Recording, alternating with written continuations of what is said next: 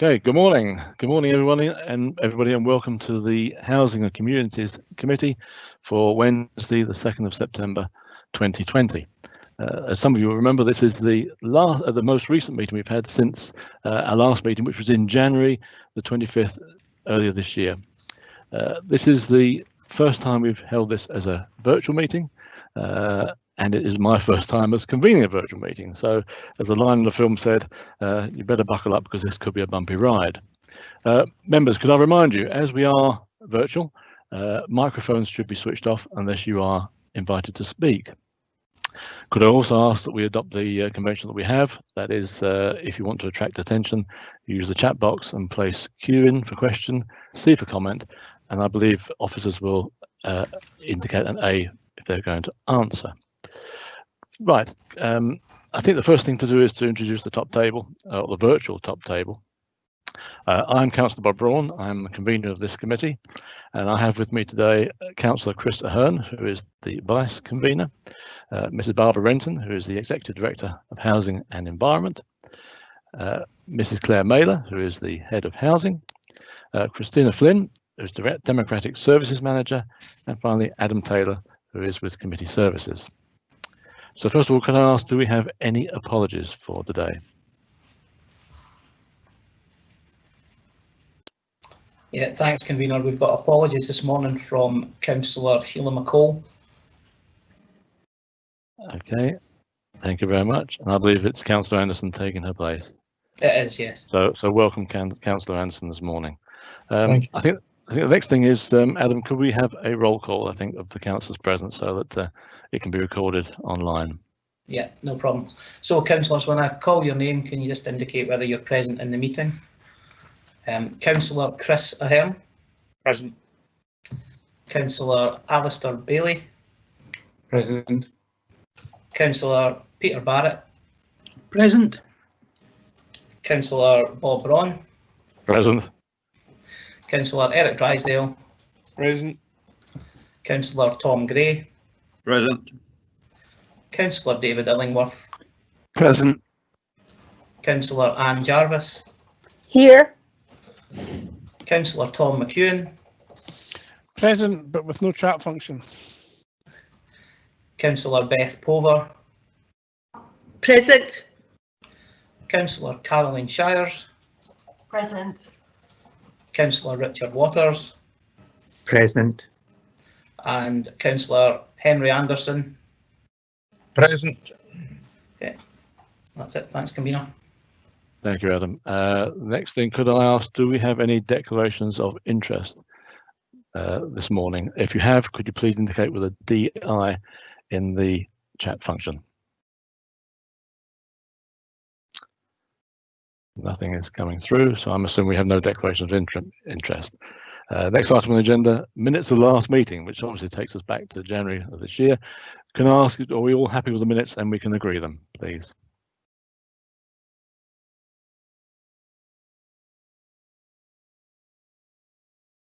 There's nothing coming through, so I'm assuming we're all happy in agreement with the minutes. Okay, thank you, members. Okay, now before we start going into the agenda proper, there are some things I'd like to say. Three things actually, and mainly a thanks, I think. Firstly, I wanted to give a belated thank you to the arrears team at the local housing office in Blairgowrie, and to Jenny, whose surname I can't remember, but who very kindly allowed me to accompany her on some visits, arrears visits, one afternoon back at the beginning of the year. She answered many questions about both the cases we visited and others. Now, I had intended to thank her and the team at the March meeting, but of course that wasn't to be. Undeniably, work on arrears and dealing with people who are very often living in difficult circumstances, sometimes just unable to cope with life, is hard, and officers doing this work cannot be commended high enough. Secondly, in this public forum, the Vice Convener and I would like to take this opportunity to thank all our communities across Perth and Kinross for coming together to help during the COVID-19 pandemic.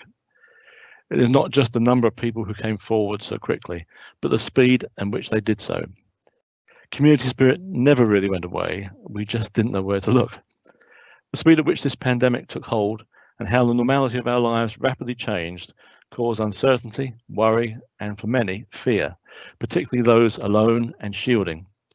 Knowing that these volunteers were there and are there has, I'm sure, been of great comfort. As we shall see in a later paper, our community planning team were in touch with some 70 community and resilience groups covering over 1,000 volunteers. And over £100,000 has been awarded to support a variety of projects. I'm sure that you would join us in thanking David Stokoe, Lee Haxton, and all officers in the team for their work. And whilst not within our remit, it would be remiss of me not to mention the many NHS workers who have formed the front line in the fight against COVID-19. And our thanks to all of them, often putting themselves at risk. Finally, again, the Vice Convener and I would like to take this opportunity of thanking officers for their work during this pandemic. Rightly so, from the Chief Executive down, all have played a part. But for the purposes of this committee, we would like to specifically mention the Housing Service. Our thanks then to the Executive Director, Mrs. Renton, Head of Housing, Mrs. Mailer, and all other officers, too many to mention by name, but all of whom have played a vital part in maintaining this service through the most difficult of circumstances. We understand that most have done so without a break and have often lived up to that phrase, duty before self. And so I've been told, I believe that Barbara has led by example throughout. I'm sure you will all join me in recognising and appreciating the exemplary work carried out by all our officers at this critical time. Thank you very much. We now go on to the next part of the agenda, which is the fire and police reports. And as usual, the Vice Convener will take the fire and police reports. However, before that, and this is becoming a one-man show, I'm afraid, there's a couple of notes I wanted to give to the committee. And I'm not sure if Billy McClintock's actually here this morning. I don't see him on the list, but I've been told that this would have been Billy's last attendance at this committee. He is set to retire shortly from the fire service, and hopefully working with this committee has not been an influence on his decision. I don't know how many committees he's attended, but he has been a regular since I joined in 2017. And by looking at him, he obviously had an easy paper round when he was younger. I'm sure members would wish me to thank him for his work and with us and his patience in answering our many questions, and to wish him all the best for the future. It goes without saying that we also thank him for his service within the Scottish Fire Service, and particularly for us here in Perth and Kinross, and I hope that our thanks can be merited. Secondly, as some of you may be aware, Chief Inspector Scott retired earlier this year.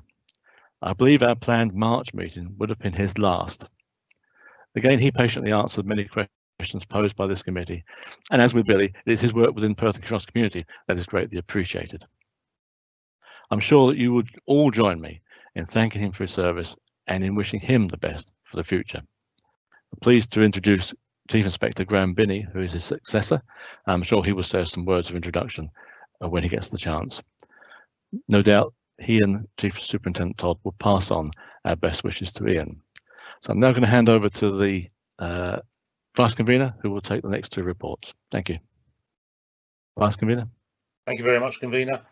Yeah, we're going to go on to the first of which is the Scottish and Fire and Rescue report.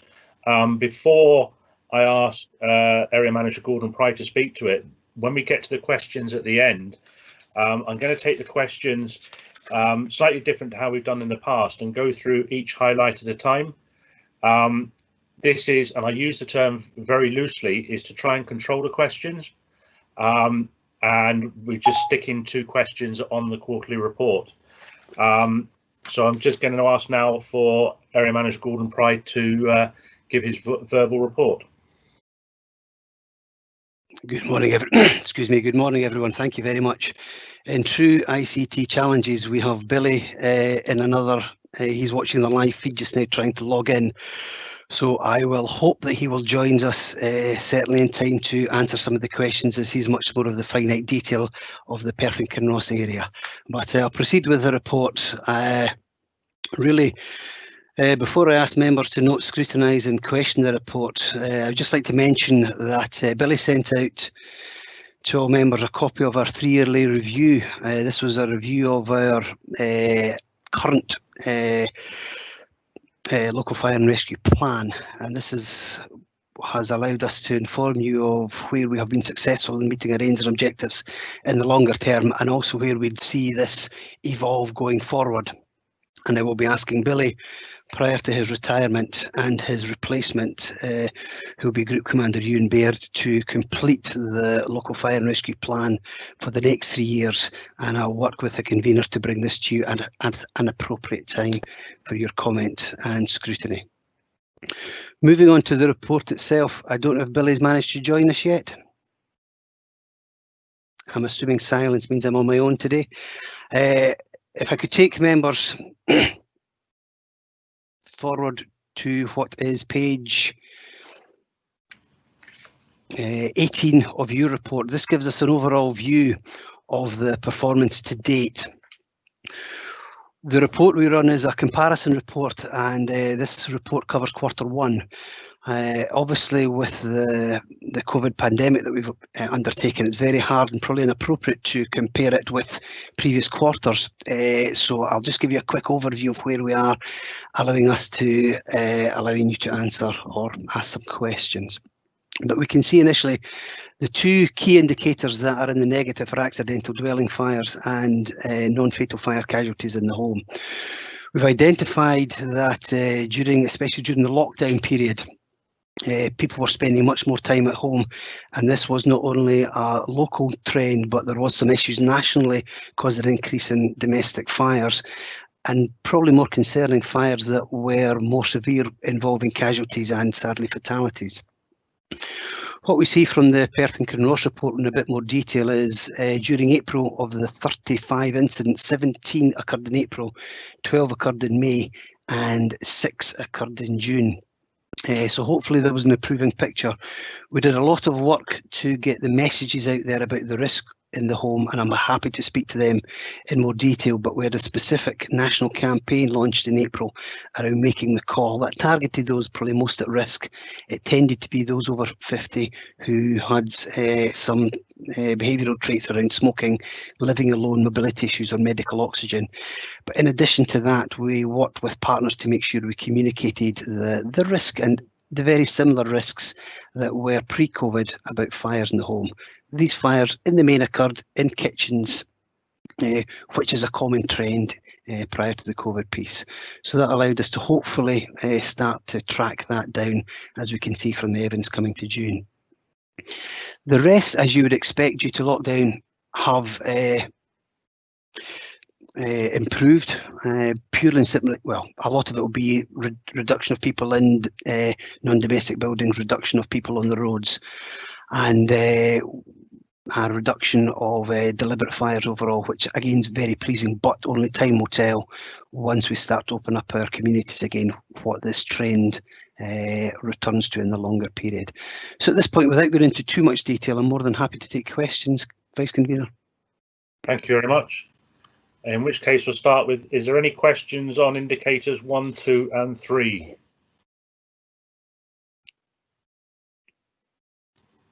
No questions, in which case we'll go to... Sorry, Vice Convener, I can't access my chat function at the moment, so apologies for that. I wanted to ask Mr. Pride if he could expand further on the trends and key messages that he referred to with regard to what were the causes of the increased numbers of accidental dwelling fires, and what were the key messages that were put out and perhaps still need to be re-emphasised and got out to the community. Thank you very much, Councillor Barrett. What we had is we have, looking at the trends, I'll look at that piece first. First of all, as I mentioned, we had 35 fires during the area, 18 of which were in April, 12 in May, and 6 of those were in June. The main causes of those fires were mostly around cooking, but the other secondary cause that that was quite common was having combustible materials too close to heat elements, and again they were mostly in the kitchen. We looked at a number of those elements, and it continues to be a number of those fires were slight in the majority, but there were a few more severe. A lot of the fires were in premises that people were over the age of 60 or 65.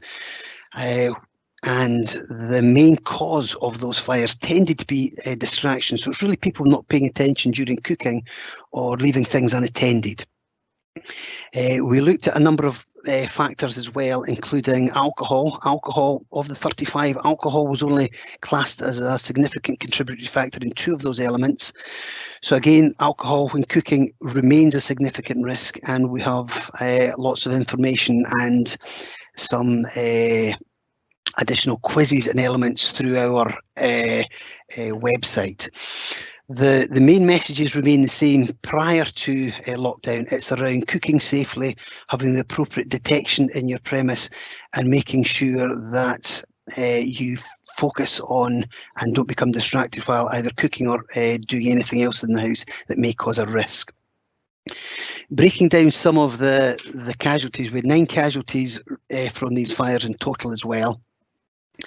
Of those, 3 came from one incident, and there were 7 incidents in total, so 6 were single casualties per incident.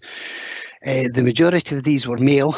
7 of these 9 casualties were male, and as a fire and rescue service with our ambulance partners, one of us offered oxygen therapy to at least 6 of those casualties. We're required to rescue 2 of those casualties. The other 7 were able to self-rescue, and they were a varying degree of severity of injuries. 2 required hospital treatment, but the other 7 required either first aid at scene or precautionary checks only. Some of the key messages we've been working with, as members will be aware, a lot of our preventative activity is around home fire safety visits.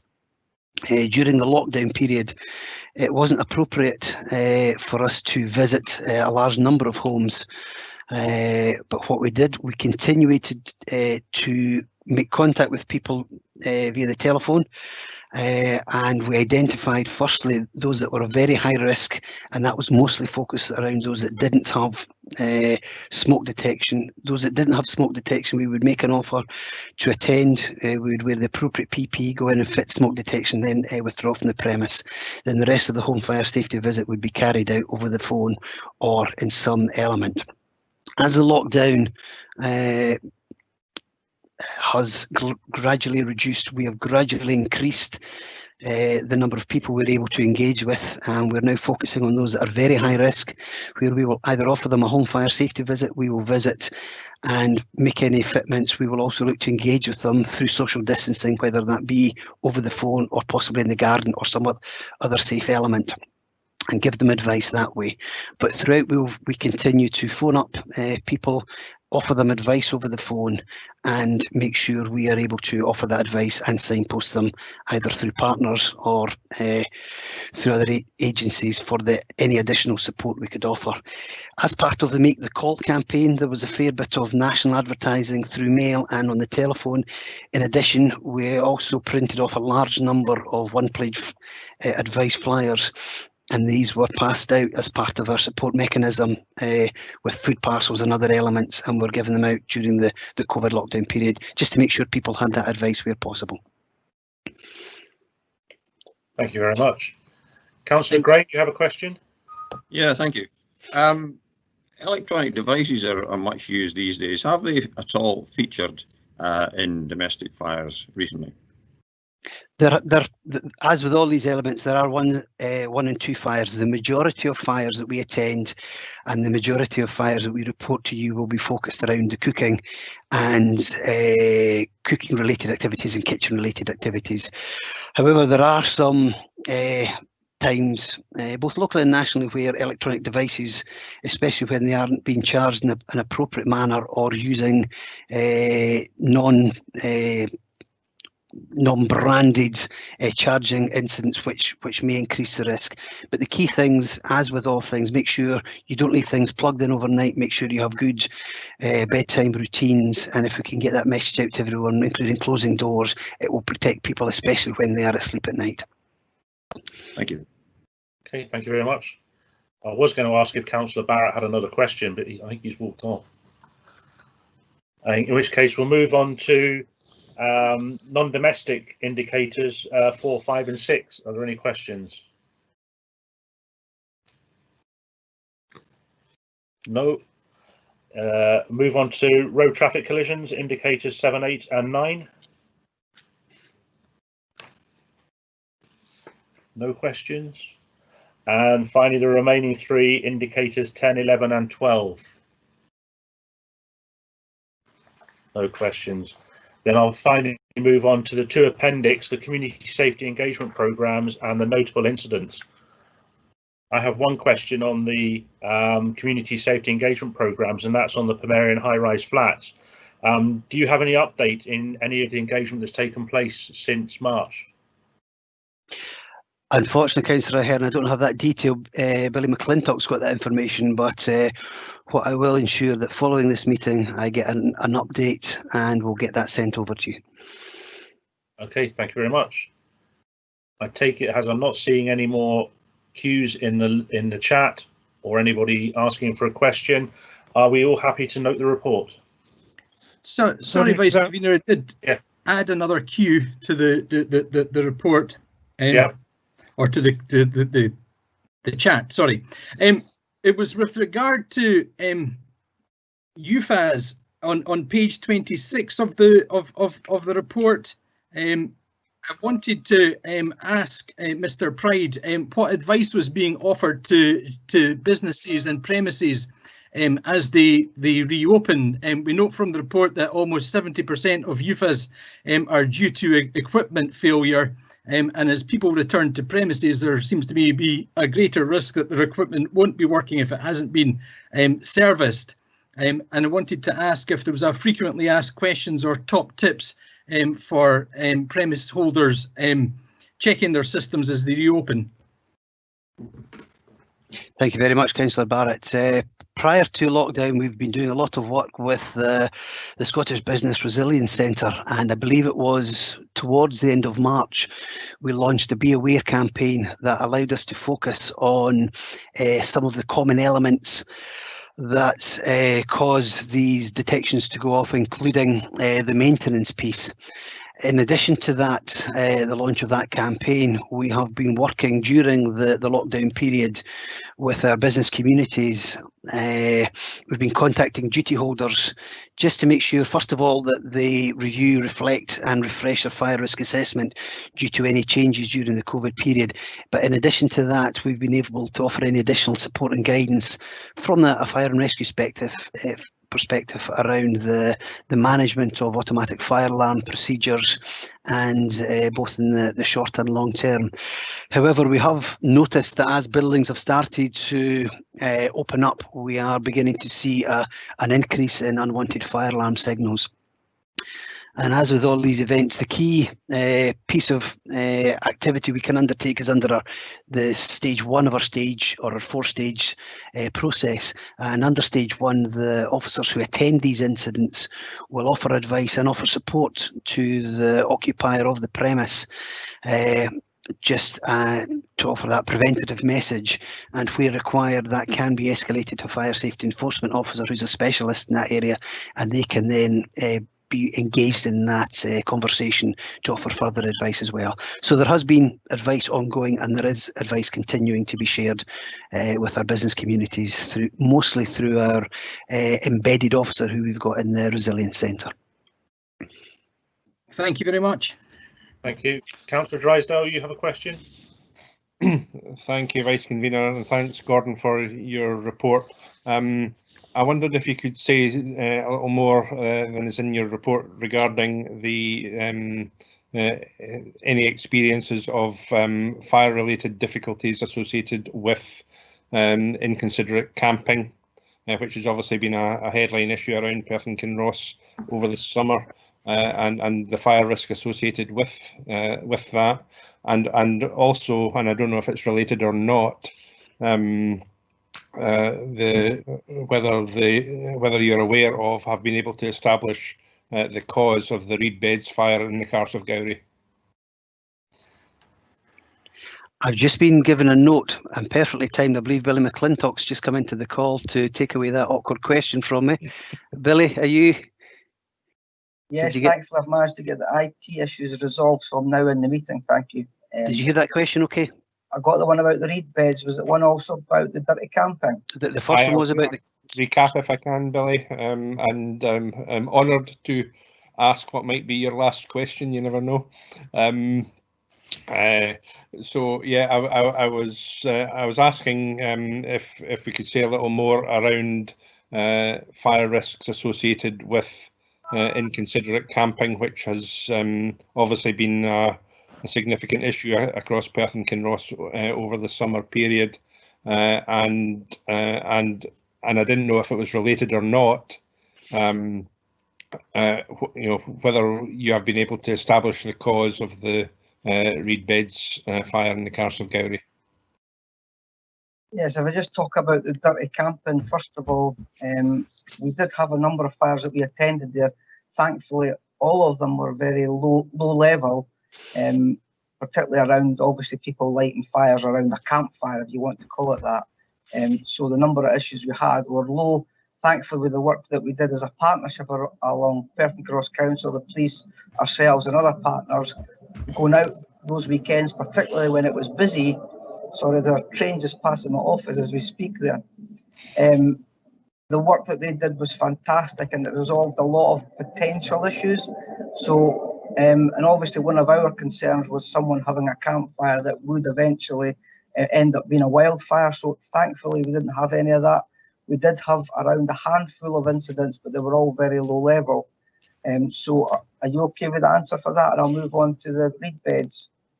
Yeah, obviously, I think it's important that we get the message out there. Quite apart from other aspects of inconsiderate parking, camping, that you know, the fire risk is considerable, especially in dry weather.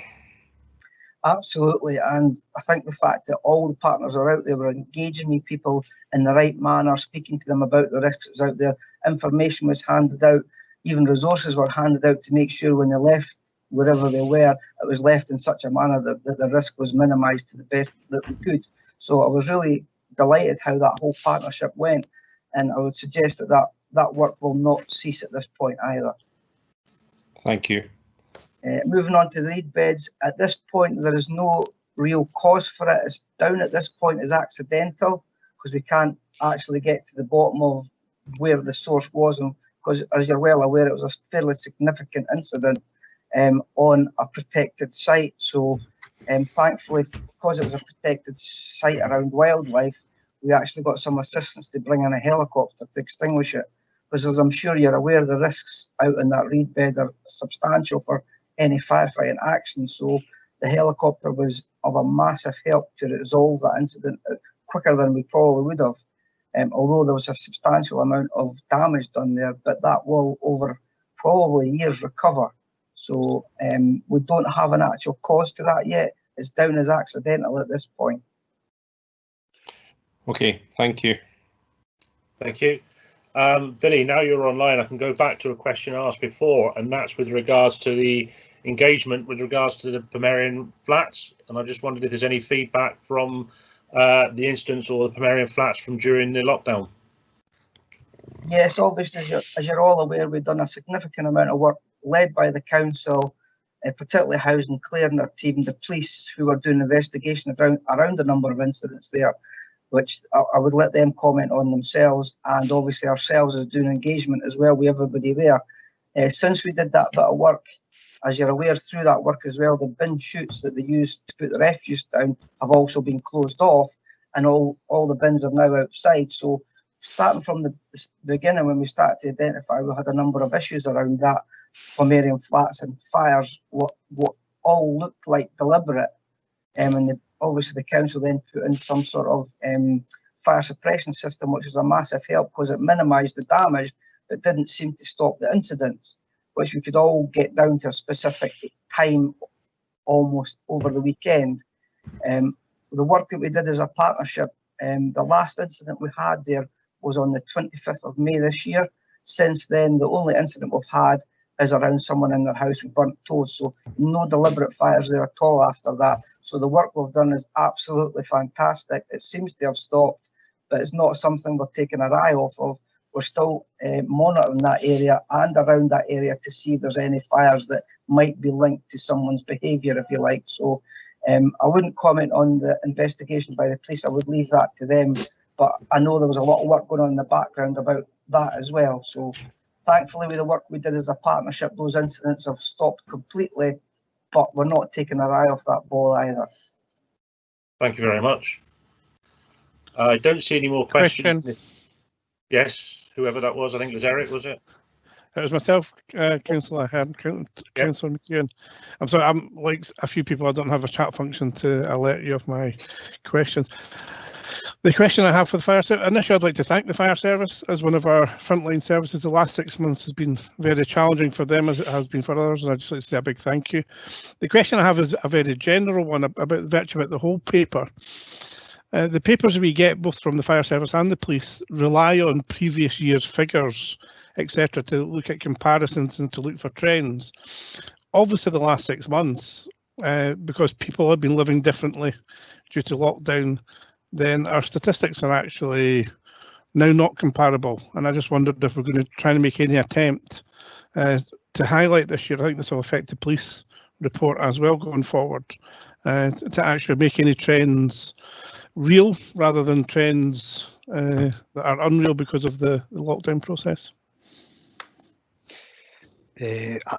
I'll answer that if that's okay, Councillor McEwen. What we're looking to do is we have reviewed our targets for 2021 using the last 3 years data. So that's given us a target set for the comparisons for the pre-COVID time. What we are looking to do and what we'll continue to do is make sure we drive these numbers down to the lowest number we can achieve. For example, looking at our road traffic collision statistics, due to the first period of the year, there were significant fewer users on the road, so we will continue to drive quarters 2, 3 and 4 as low as practicable, and not just set ourselves as an annual target, see that we are below our annual target and possibly put our focus elsewhere. And again, that will be with the accidental dwelling fires. Obviously with the COVID start to the year, the culture of change with people being at home more often, we'll see that spike, but we will continue quarter by quarter to drive these down as low as practicable. Looking at the overall trends, it's going to be hard to look at that until we really get true work, but we're working through the multi-agency to look how we reset and renew our processes going forward and how that community changes. So that will probably give us that direction. But what we'll try to ensure that we achieve is through the narrative. It's not just the statistics, but the narrative will give you a bit of a descriptor of what's actually happened within that quarter, in addition to that comparison. So hopefully we'll be able to do a wee bit of both, if that suits. That's great. Thank you very much. Thanks, Chris. Thank you. I don't think there's any more questions, so I'll move on to comments. Councillor Pover, you have a comment? Yes, thanks very much, Vice Convener. I just want to refer to page 31 of the report, and I just want to thank the Scottish Fire and Rescue Service for being the first to make their pledge to the corporate parenting group to support care experienced young people in Perth and Kinross, and I just want to say absolutely well done on that. Thank you very much, and I echo your thanks there. Councillor Barrett, you have a comment. Thanks very much, Vice Convener. Now that Mr McClintock's joined the meeting, I wanted to echo the tribute that the convener paid to Billy, this being his last committee meeting. I'd really like to thank Billy for his work and contribution to the community planning process, to community safety, road safety, home safety in particular. I think Billy's term has been characterised by genuine collaboration and cooperation, but married to drive, action and leadership to make a real achievement, particularly in tackling problems with vulnerable community members face. So I wanted to put that on record during the meeting and to wish Billy the very best for his retirement. I think his biggest failure is probably his contribution towards the healthy eating agenda, but I've always been very grateful for the bacon rolls that we got up at the fire station. So thank you very much, Billy. You are most welcome. Thank you very much. As I see no more comments, are we happy to note the paper? Agreed. Good. In which case, we'll move on to the police report, and I'll ask Chief Superintendent Todd to introduce the report. Thank you, Chair. Thank you, councillors. Thank you for inviting us into this forum in this way. I hope and trust that it doesn't impact at all on the quality of the submission that we make, and very much look forward to the scrutiny over what is a new report for you. This report follows a new template based upon the police plan that we approved at the tail end of the last financial year. So members will note some changes within the report, and in particular the inclusion on your page 43 of an overarching snapshot of some of the statistics that we have within the report. Members will also note at the tail end of the report that there is an error in that report, and thank you to, I think it was Councillor Barrett, for pointing that one out to us. The template that was sent out to colleagues in the specialist areas, they included the individual local authority returns on one local authority template, which means that the priority isn't read across to the Perth and Kinross Community Plan, but is instead read across to the Angus Plan. However, I can assure members that within the local police plan it's accurately represented. My apologies for that, and we will update that going forward for the next event.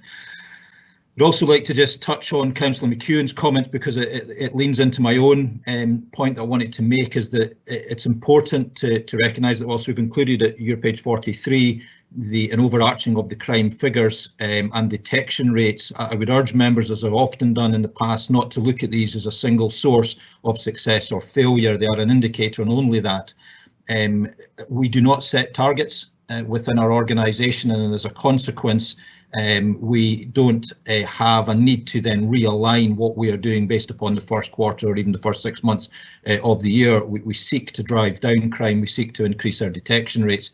But members will note that I compare across all three areas that are under my command, and also, most importantly, against 1 to 10,000, so that members should be given the reassurance of how we stand as within Perth and Kinross compared to the 1 to 10,000 average for Scotland.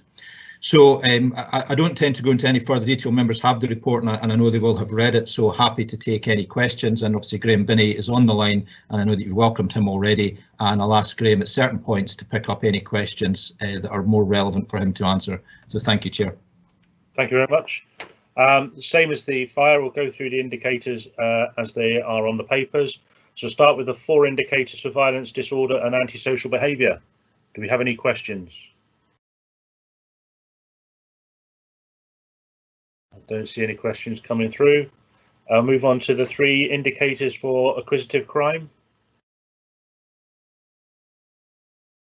No. We have 4 indicators for road safety and road crime. Councillor Barrett, you have a question? Yeah, thanks, convener. It's a bit difficult to try and keep up with sort of signalling a question with the way we're going through it, but I'm doing my best. I had a question with the regard to the incidents or the reports of graffiti. We have seen a marked increase in graffiti during lockdown and the COVID crisis, partly to do with the fact that the unpaid work team aren't able to tackle it as quickly as they would at other times. I was surprised that there's only 3 recorded crimes of graffiti, and I wondered if there was a particular issue with reporting these sorts of crimes, and whether Mr. Todd could offer members of the public any advice as to how they should respond. So certainly in general terms, not just in relation to graffiti, we know that some crimes are underreported, and I always urge members of the public to come forward with any information. Even if they're unsure if a crime's been committed, then at least report it to us and allow us to make that assessment.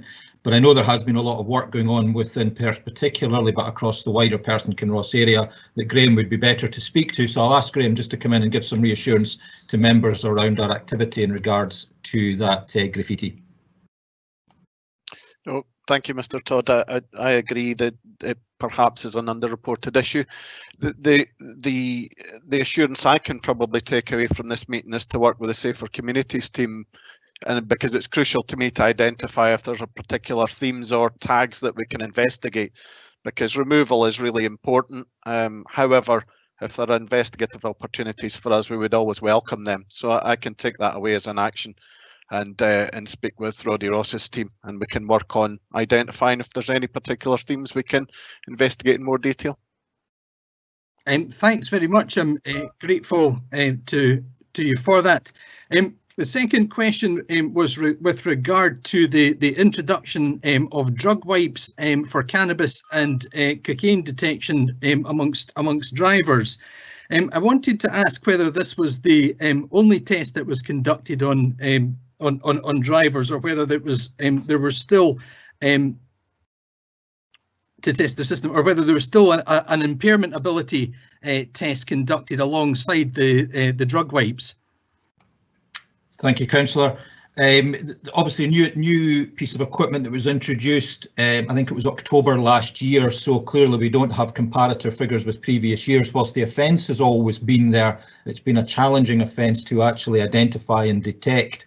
Now with the new equipment, which is rolled out across Scotland and used extensively with our own roads policing team based in Perth, as well as one based in Dundee, we are seeing the effect of that. In answer to the specific question, it only indicates the presence of certain drugs, which allows us to move to utilising the power of arrest, and then we obtain blood from the suspect, which is then analysed forensically, and that will then give us the information that is evidenced whether or not the person has overprescribed limits for certain drugs, and that would then move to a prosecution or consideration of a prosecution thereafter.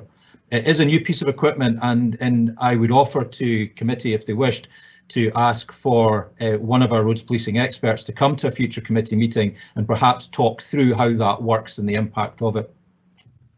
Thank you very much. Thank you. Councillor Gray. Yes, thank you. Regarding speeding crimes, I know that it's down this for this term, but throughout this spring and summer, certainly in my area, there's been a notable increase in motorcyclists, and I've got to say speeding, because you can hear them from a long way off, who seem to be using the open roads as indeed open road, or the less used roads as open roads for a good rev up on the bike. Has there been a notable increase at all in the cases of speeding on motorcyclists? It's difficult, Councillor, to accurately answer that question, because the variable of vehicles on the road has changed so significantly over the period of the reports that it would be guesswork, quite frankly, on my part if we were to say there's been an increase or a decrease, because we've seen so many less vehicles on the road, and we still do, you know, whilst the lockdown has eased and we're now into more focused measures to contain coronavirus. The reality is that we do still see a lot less vehicles on the road. There are, however, a number of people taking outdoor activity, and if you're a motorcyclist, the opportunity is there to now do that. What we have done is we've recognised an increase in the concerns within the community, particularly along the A93 corridor, and with our roads policing colleagues, they've been leading on, and you perhaps even saw media coverage at the weekend, quite a significant operation looking at trying to do the education but also do the enforcement side, because speeding with motorcyclists and all other cars is not a new phenomenon. We know that it's a constant challenge for us to continue to educate motorcyclists and other road users as to the dangers and their responsibilities, and then ultimately also actually enforce the law. We can't be on every road at every time, but with a lot of analysis we can identify the best times and the most productive times to be on a road, which might present us with the best chances of success to try and reduce the incidents. And whilst communities have every right to expect us to reduce the noise and to stop any excessive revving of engines or exhaust, our measure of success around this is the killed and seriously injured. on the roads, and those have continued to come down and present very well so far this year, respecting, of course, it's been a unique year so far.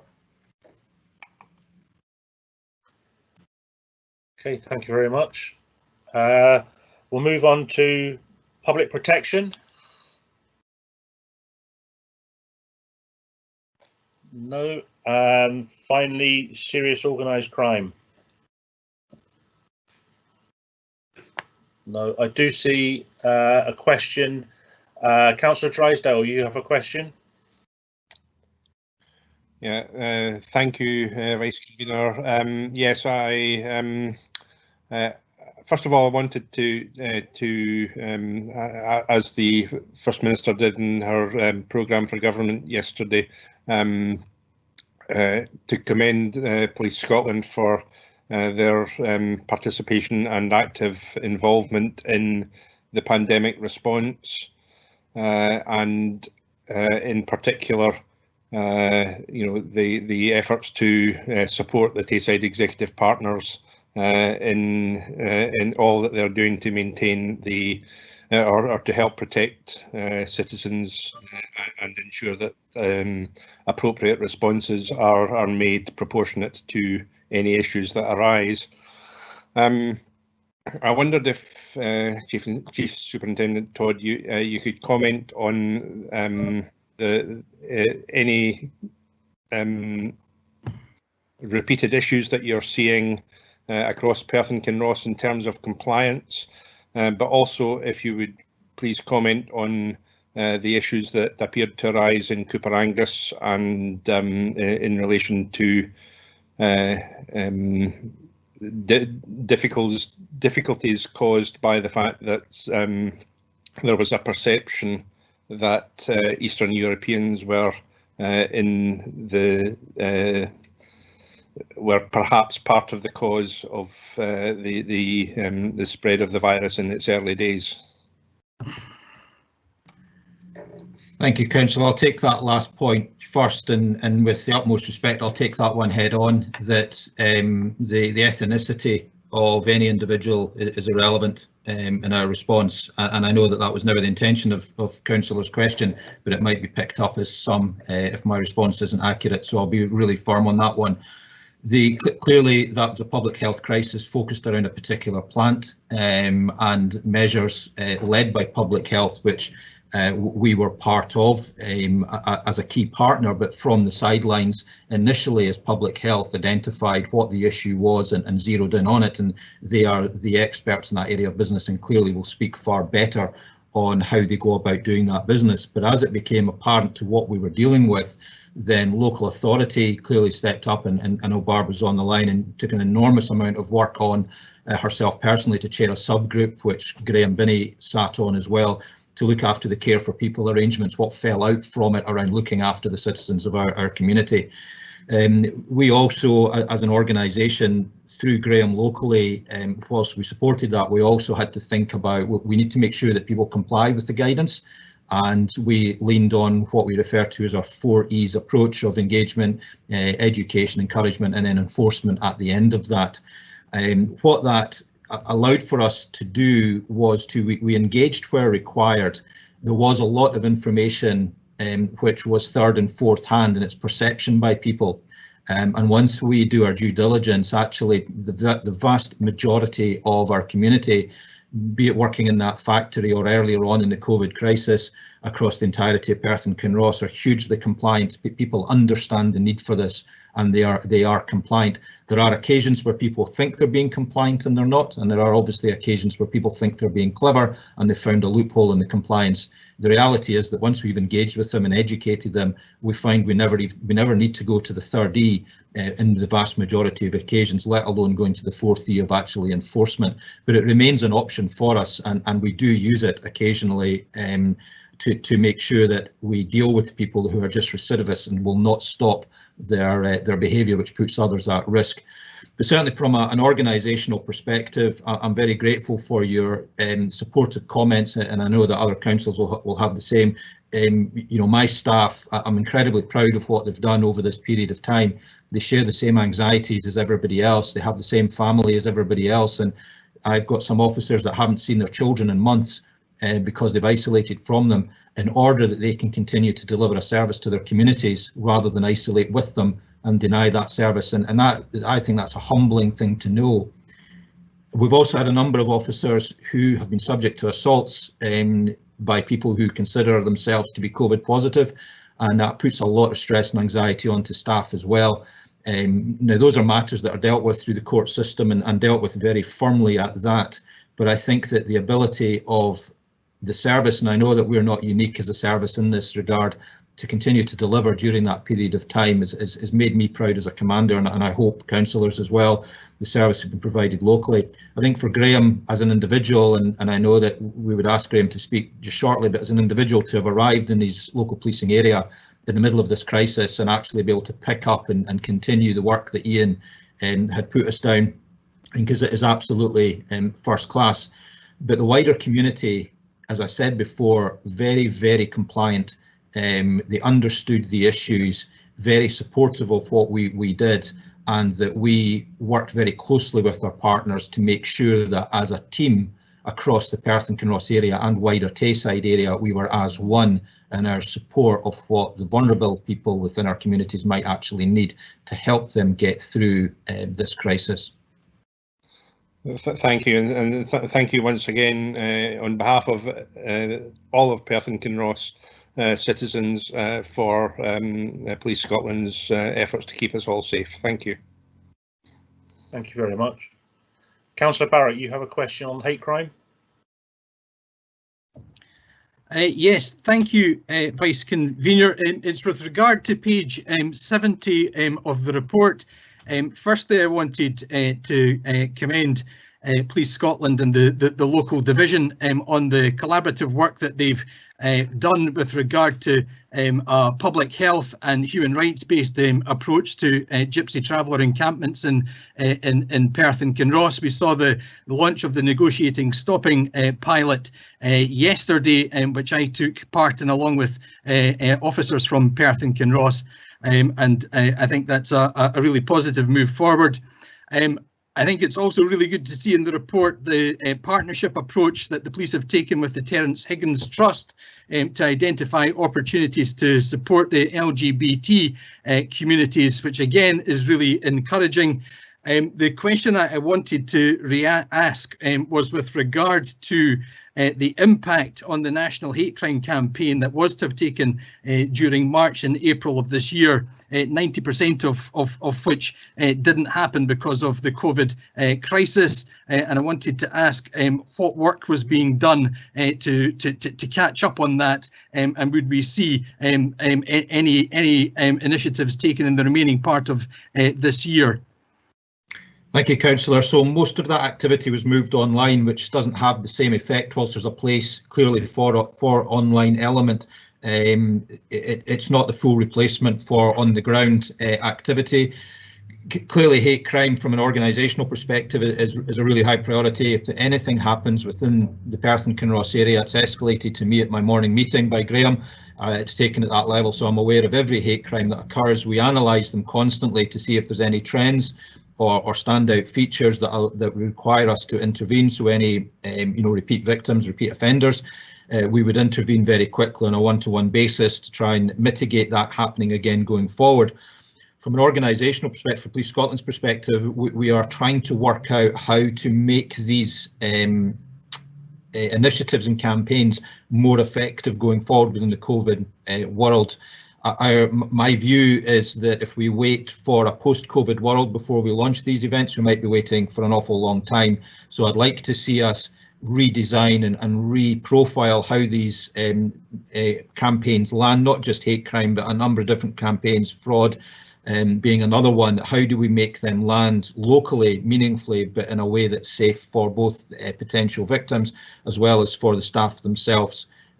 So yeah, there's work going on. I can't yet commit to what that's going to look like, but it remains very much live across Police Scotland as we consider that with the necessary support from our specialists in the Safer Communities Division.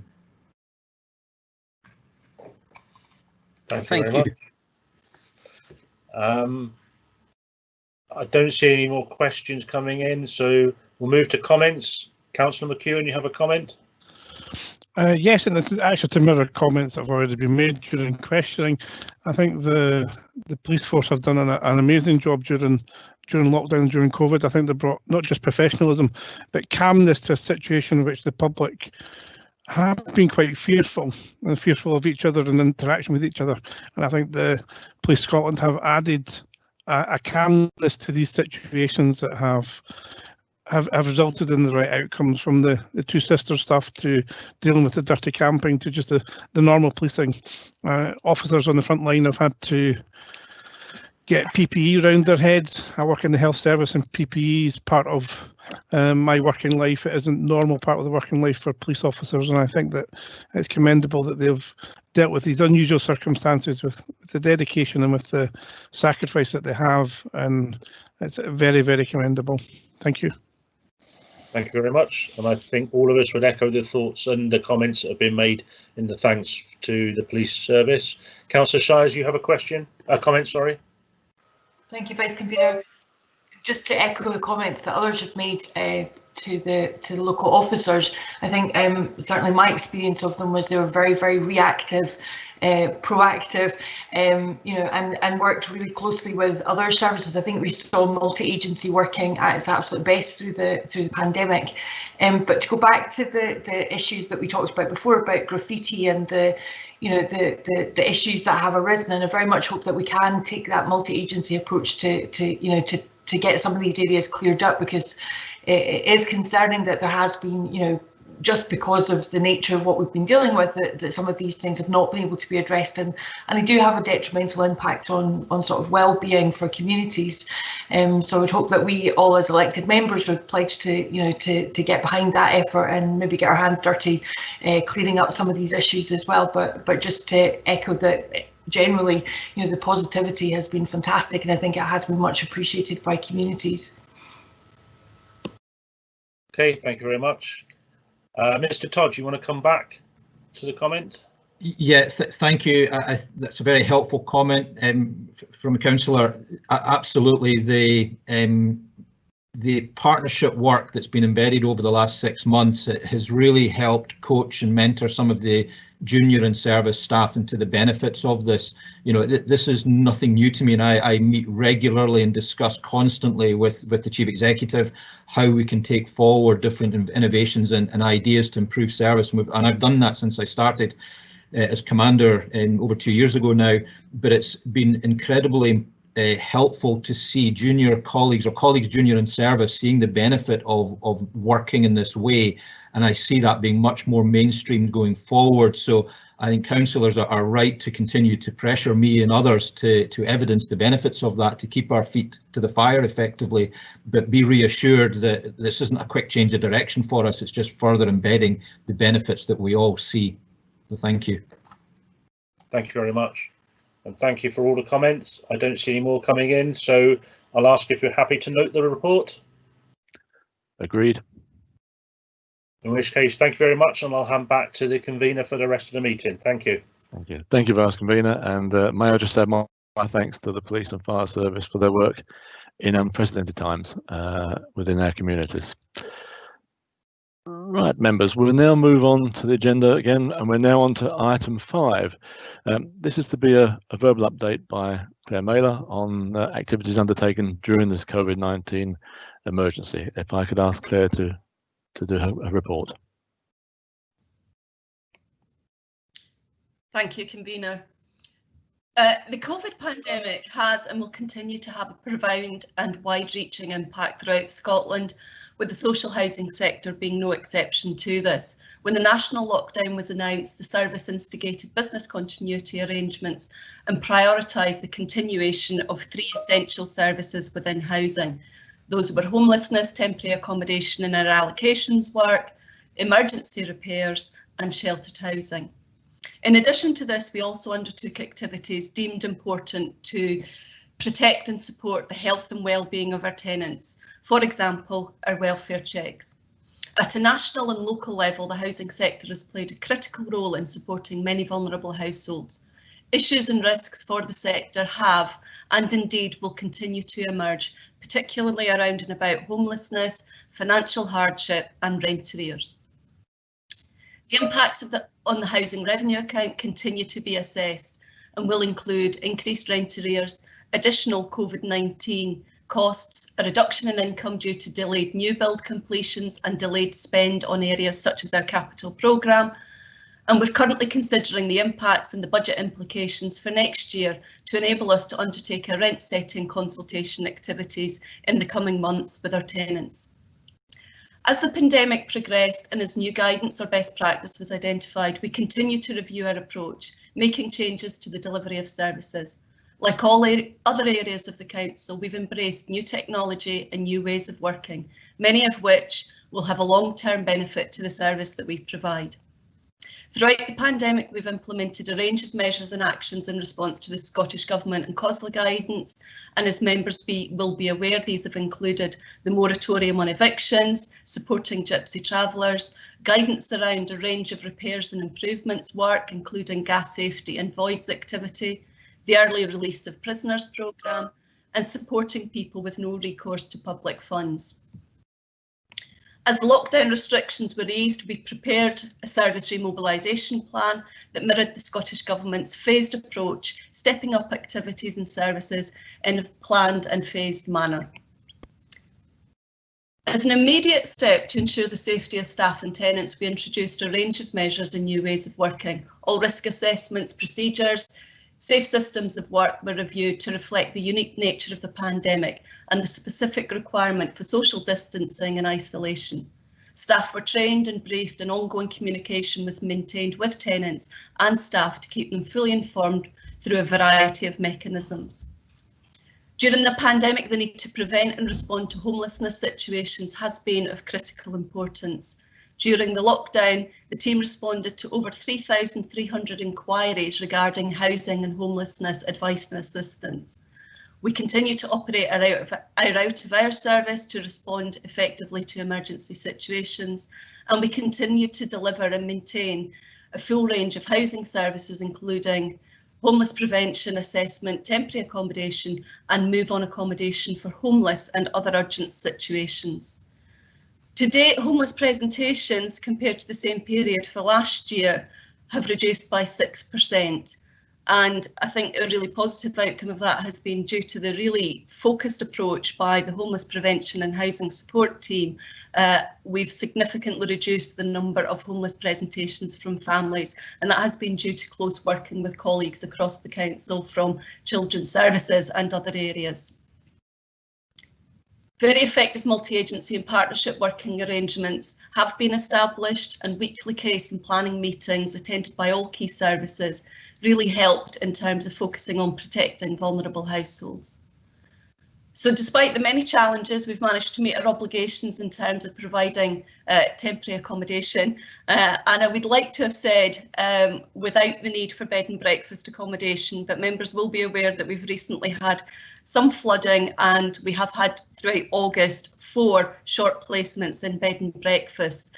I would stress that in comparison to the national picture, I think we've done exceptionally well as a service in terms of responding to the needs of our homeless households, and those are a very small number of B&B placements for a very short period of time. But I think it's interesting to note that that's the first time that we've really had to use B&B throughout the whole of the lockdown, so a very positive outcome there.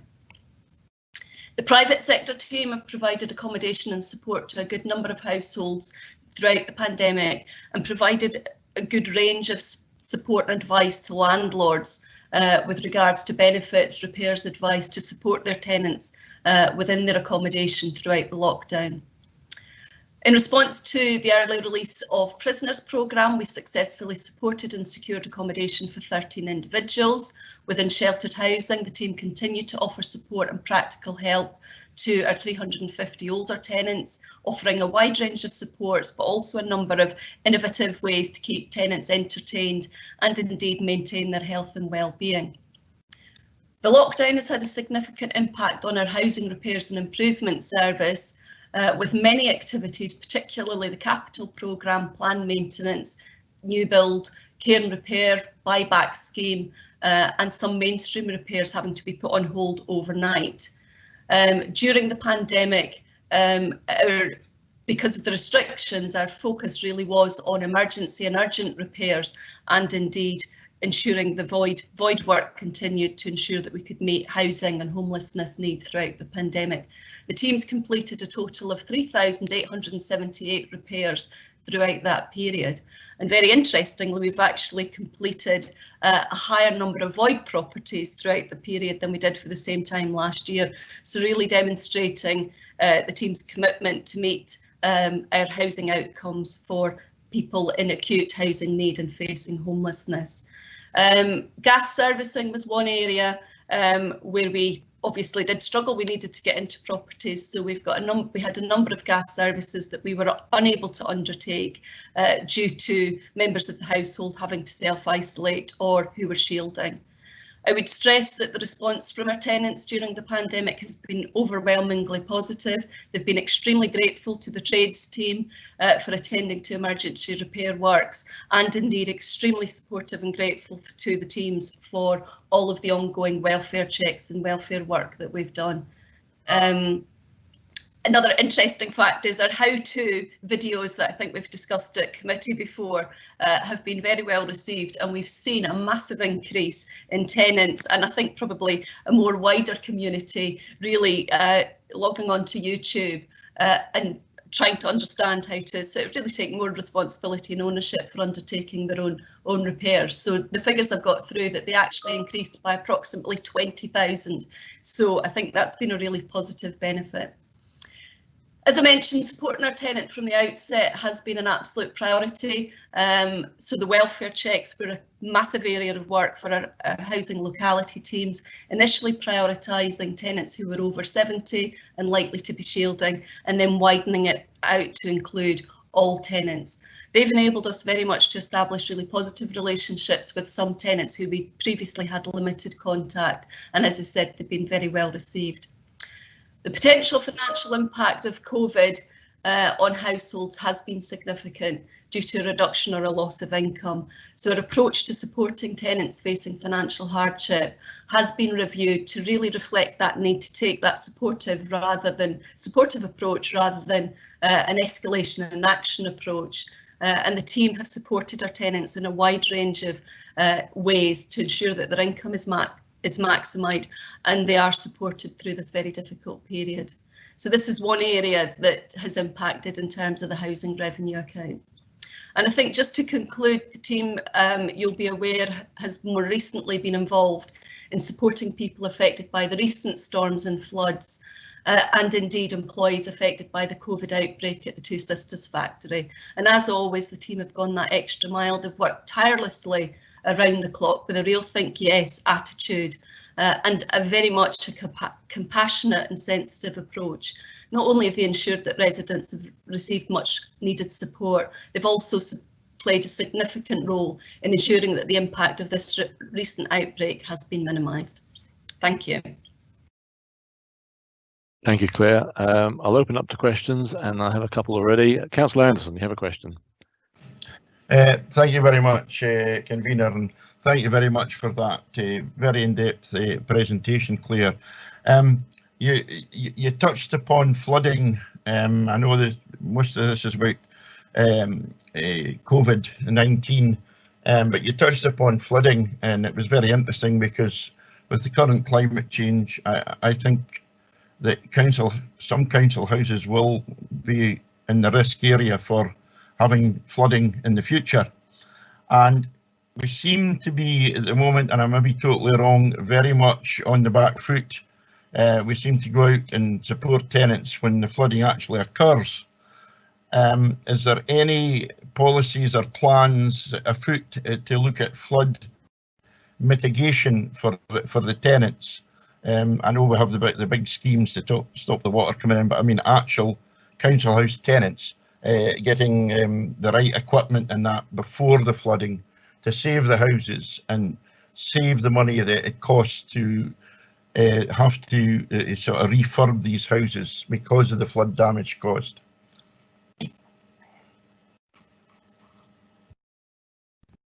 Yeah, I can certainly absolutely assure you, Councillor Anderson, that where We have got particular properties. We've undertaken a range of flood mitigation measures within the properties, and I don't know if June would want to give a wee bit more detail on that, and certainly communicate very widely with our tenants and ensure that they are well informed of any kind of flood mitigation actions that they need to take personally in terms of protecting their home. I don't know, June, if you've got any more detail that you would like to add to that. I know there is certainly a number of measures, physical measures that we've undertaken within a number of properties, particularly in the Ayleth area and our Springbank Road properties. Yes, Claire, I can confirm that following the previous flooding on Ayleth in particular, we added air bricks to the solums of a number of properties up there, and I can confirm that these air bricks actually did the job that they were supposed to do this time, and the council properties at Springbank Road, Ayleth, had absolutely minimal issues in terms of the flooding this time. So we are looking at where it is appropriate to install these elsewhere across the localities, and we're in constant contact with our colleagues in flooding and structures in terms of that. Okay, thank you. Councillor Anderson, are you happy with that? Yep. Yeah, thank you. I'm glad to hear that it'll get outrolled. It needs to get outrolled further as we manage to see the areas that's going to be under risk. Thank you very much. Yeah. Thank you. Councillor Barrett, do you have a question? Thanks very much, convener. Firstly, I want to say a huge thanks to the whole housing team for the way that they've stepped up to the plate in face of numerous challenges during the COVID crisis. I think they've done a tremendous job and they're to be commended and congratulated on that. Secondly, I'd like to say to Claire that, you know, although she's probably personally disappointed and so are the team that they've lost the B&B crown, don't get too hung up upon that. I think what's really important is that when people need emergency accommodation, the council is there and able to provide it. Most recently, when there was the fire in the building next to the venue, I was standing next to a woman shivering in the street who was concerned about where she was going to be housed that evening, and I was able to say to her, look, if the worst comes to the worst, you know, the housing team will put you up in the county hotel, so don't worry on that count. And that was immensely reassuring to her, but she was able to get back into her own home.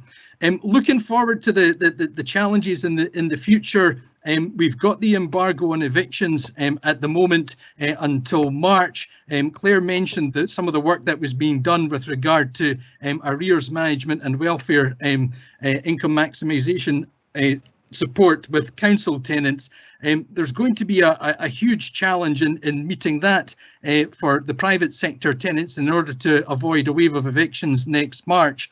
And I wanted to know how was the council gearing up, one, to service that, and two, to get in early to try and prevent you know, a massive amount of arrears accruing to tenants in the private sector, and the problems that would then cause them when they're rehoused by the social rented sector, if that's required. So it's about the prevention activities that we're putting in train now ahead of the potential crisis in March. Claire, would you like to come back on that?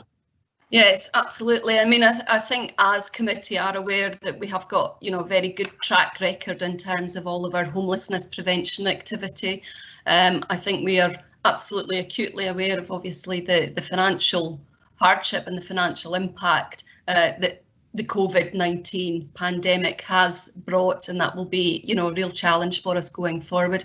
And I would absolutely like to reassure committee that in terms of all the early intervention and prevention work that we're doing, that has continued throughout the pandemic, and absolutely is a real focus that we are looking at the moment. So the private sector team throughout the pandemic have provided accommodation and support to 55 households since April, but I think really importantly what they also have done is also provided considerable assistance to landlords regarding benefits, repairs advice and support for their tenants. We absolutely know that we need to support them to ensure that when the moratorium on evictions is lifted next year, that actually the tenants have had all of the financial and income maximisation support, and indeed we've given the support to the landlords. So the team are currently and have been looking at a wide range of proactive measures to continue to support private tenants and indeed private landlords to avoid any potential rise in evictions when the embargo is lifted. So yeah, I would really like to reassure committee that that is a big focus for us at the moment and will continue to be. And are there sufficient resources in the team to meet the demand and need, Claire? I probably will ask Elaine that question. What I would say is that we've also been working closely with our welfare rights team. So at the moment, I think we're coping. I think what we need to do is continue to monitor and assess that situation.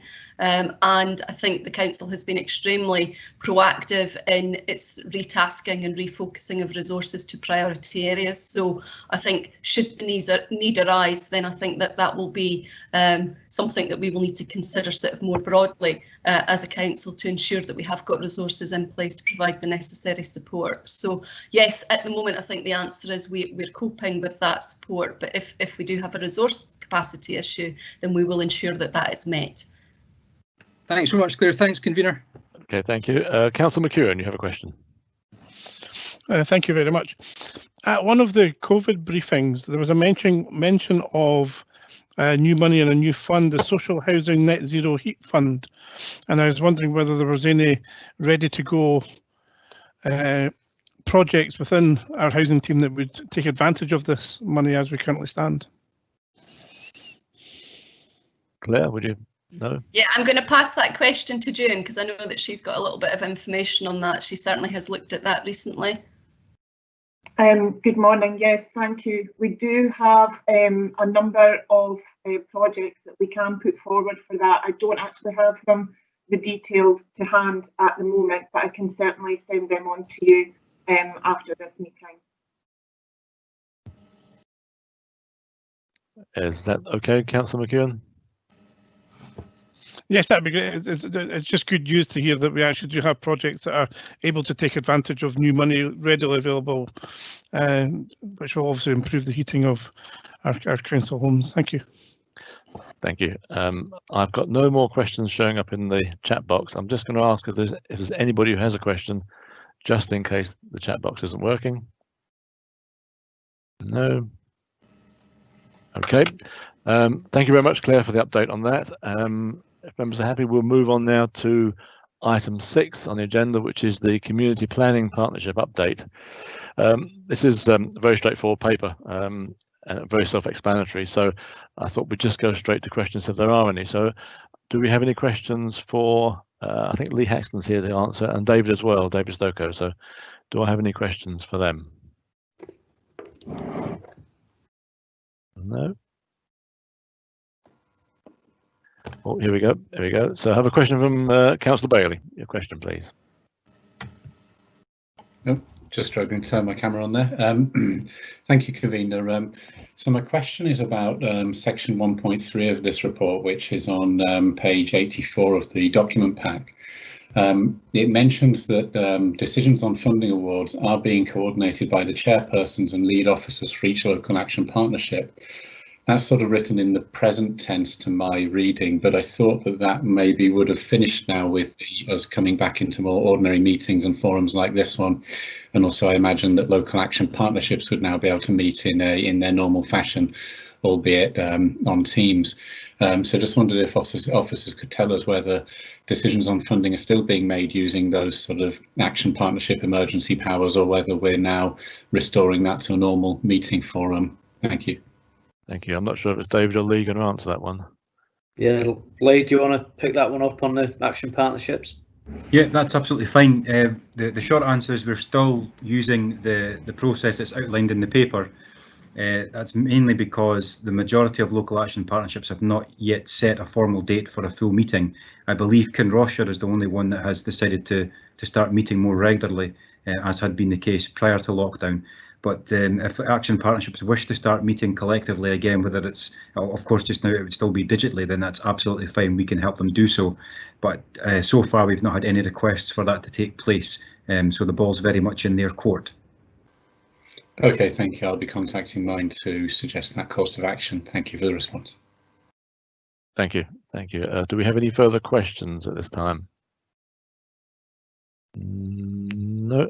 Okay, then I've already commented on the work carried out by the community plan team, and as expected, their work has been dominated by COVID-19 pandemic.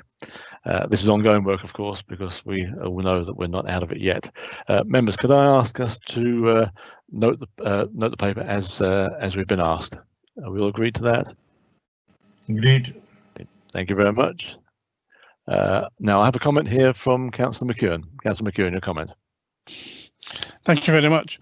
I would like to take this opportunity to thank council staff and all the local groups and volunteers for their amazing response during the COVID pandemic. It didn't take long for our communities to react in a very positive manner, supporting those in need and coordinating the support those shielding in our communities needed. It is a true measure of people and their community spirit, how they stood in the face of this worldwide emergency and said they would not let their community down. The engagement with these groups now as part of the Recovery and Renewal Plan is very positive and will hopefully lead to the continuation of this good work and spirit going forward. Thank you. Thank you, Councillor McEwen. I don't see any other comments coming through, so we'll move on to the next paper. This is the housing to make for another retirement. This regards to John Crookshank, who most of you will know. Already a trained quantity surveyor, John started his career with Perth and Kinross District Council in 1986, over 34 years ago. He was initially responsible for the maintenance of public buildings and graveyards. In 1994, he joined the Housing Improvement Service as a senior technical assistant, where he managed the first major heating renewal contract for the council's housing stock. Through 2004 to 2005, John also oversaw the first major kitchen and bathroom renewal contracts and the first partnership arrangements with Sidey and Connaught. Latterly, he managed the Housing Capital Investment Programme, including the Council's new build programme, and over the last 8 or 10 years, he has been instrumental in securing a total of £15 million of Scottish Government funding for various energy efficiency programmes. John has been a greatly respected and popular colleague who has always been willing to assist in any way that he could. His considerable knowledge of the Council's housing stock is outstanding, and he will be greatly missed by his colleagues across the Council. On behalf of the committee, I would like to wish John all the best for the future and let him know how much he and his work has been appreciated over the years. Thank you. So we now move on to the paper, Housing to 2040, and I'm going to ask Claire to introduce. Over to you, Claire. Thank you, Convener. This report was originally intended to come to our March committee, so hence the reason for the time lag in terms of the response to the Scottish Government. The report details the Council's response to the Scottish Government's consultation on Housing to 2040. The new approach for Housing to 2040 intends to encompass the whole housing system, taking into account the people, place, environment and communities in which our homes are located. Throughout last year and this, the Scottish Government have been consulting with a range of stakeholders on the vision and principles for Housing to 2040.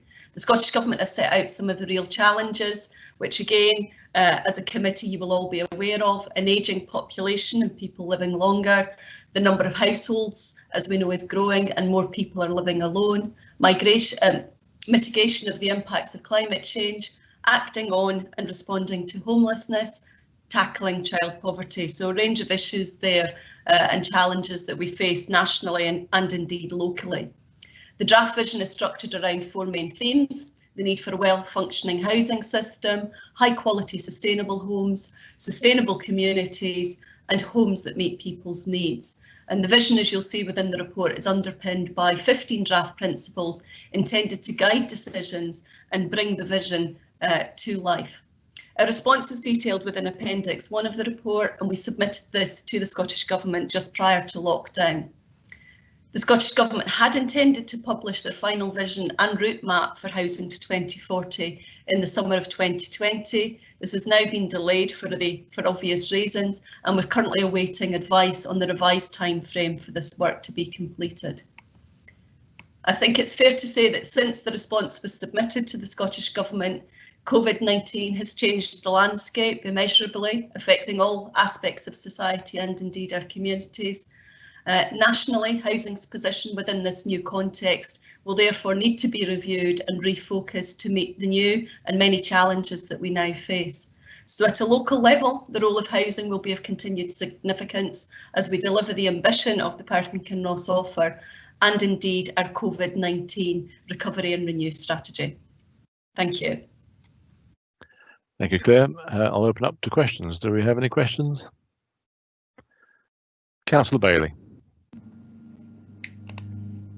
Thank you, convener, and thank you for this report. I don't have any specific concerns about what was about the council's response. However, I do have a sort of procedural question. I note in sections 2.4 and sections 2.5, which are at the bottom of page 88 of the report, it says that the draft response on the guideline questions are provided and attached.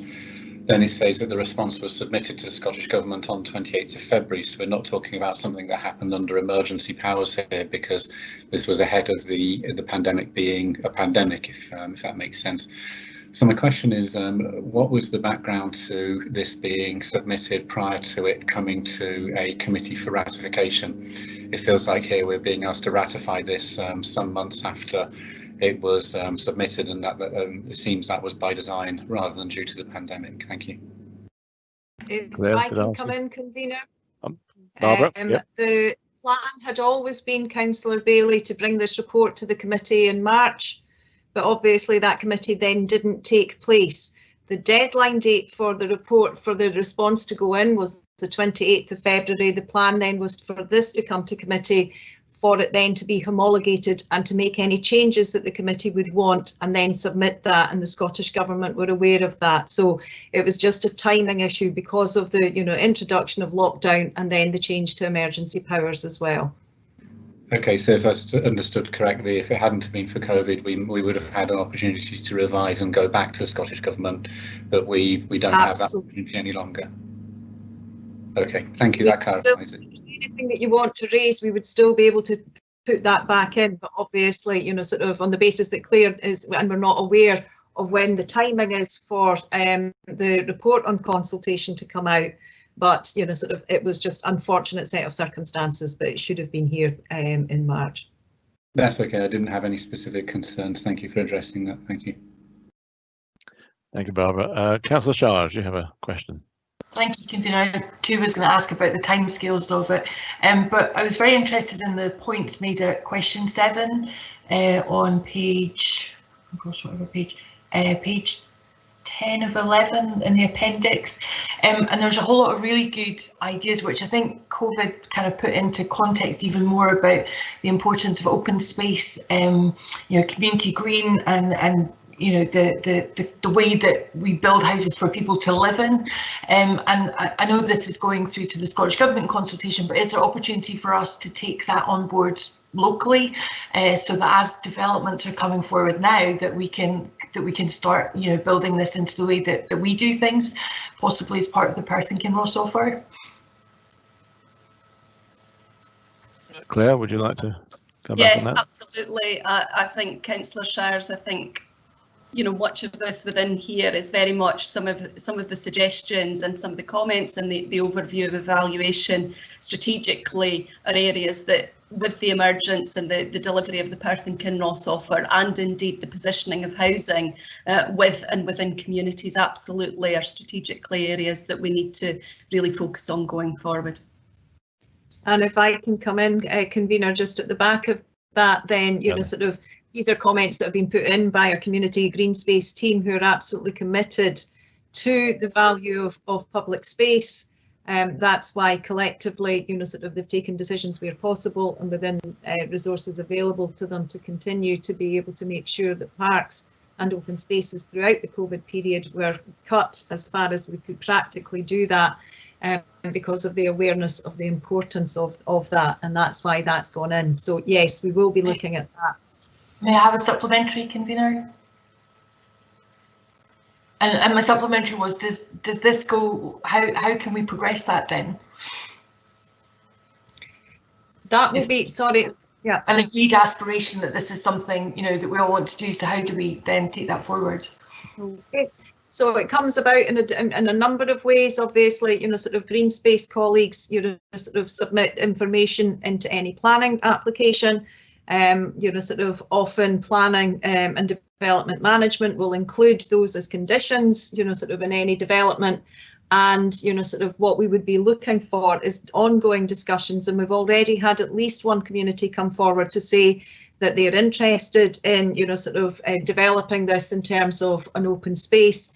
And I think that, you know, separate to the work that's been done in St Meadows and Glencarse in relation to it being Scotland's first biodiversity village, and that's been done in conjunction with colleagues within Green Space. So we already have examples of that, and we will be taking it forward, Councillor Shires. Is that fine, Councillor Shires? Any further comment? Nope. No. Okay. Councillor McEwen, you have a question. I do. On Q4, which is on page 8 and 9 of the actual appendix, which is page 100 of our actual full papers, it talks about buildings of mixed communities. And over the page into page 9, it says the creation of care villages to provide a range of health and care, community services and extra care housing. I wonder within Perth and Kinross whether Beechgrove is an example of where we could look to develop a care village for this type of approach. Claire, could I ask a comment? I wonder, convener, if I could come in yes, first, Barbara, of course, yep. Follow that out. You know, sort of committee will be aware that we have an outstanding action in relation to the Beechgrove site.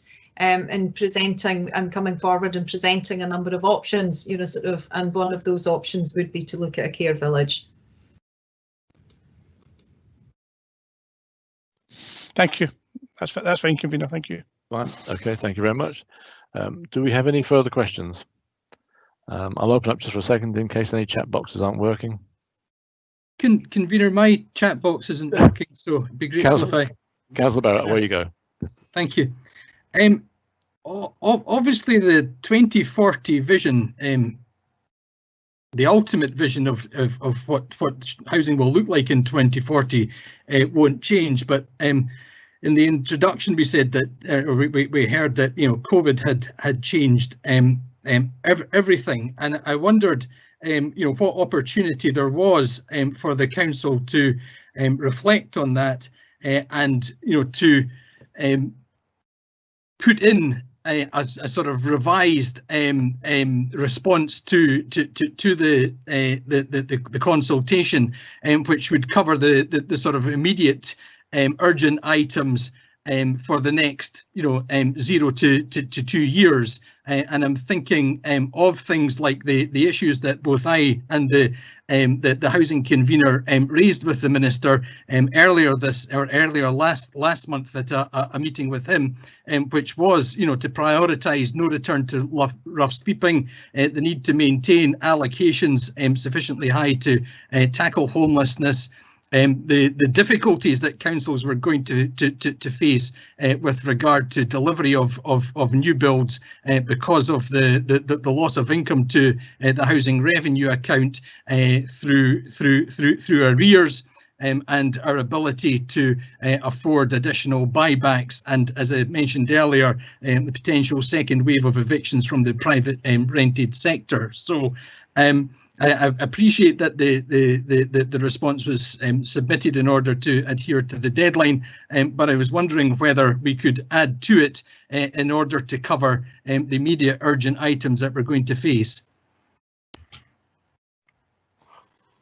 Claire, could you comment on that?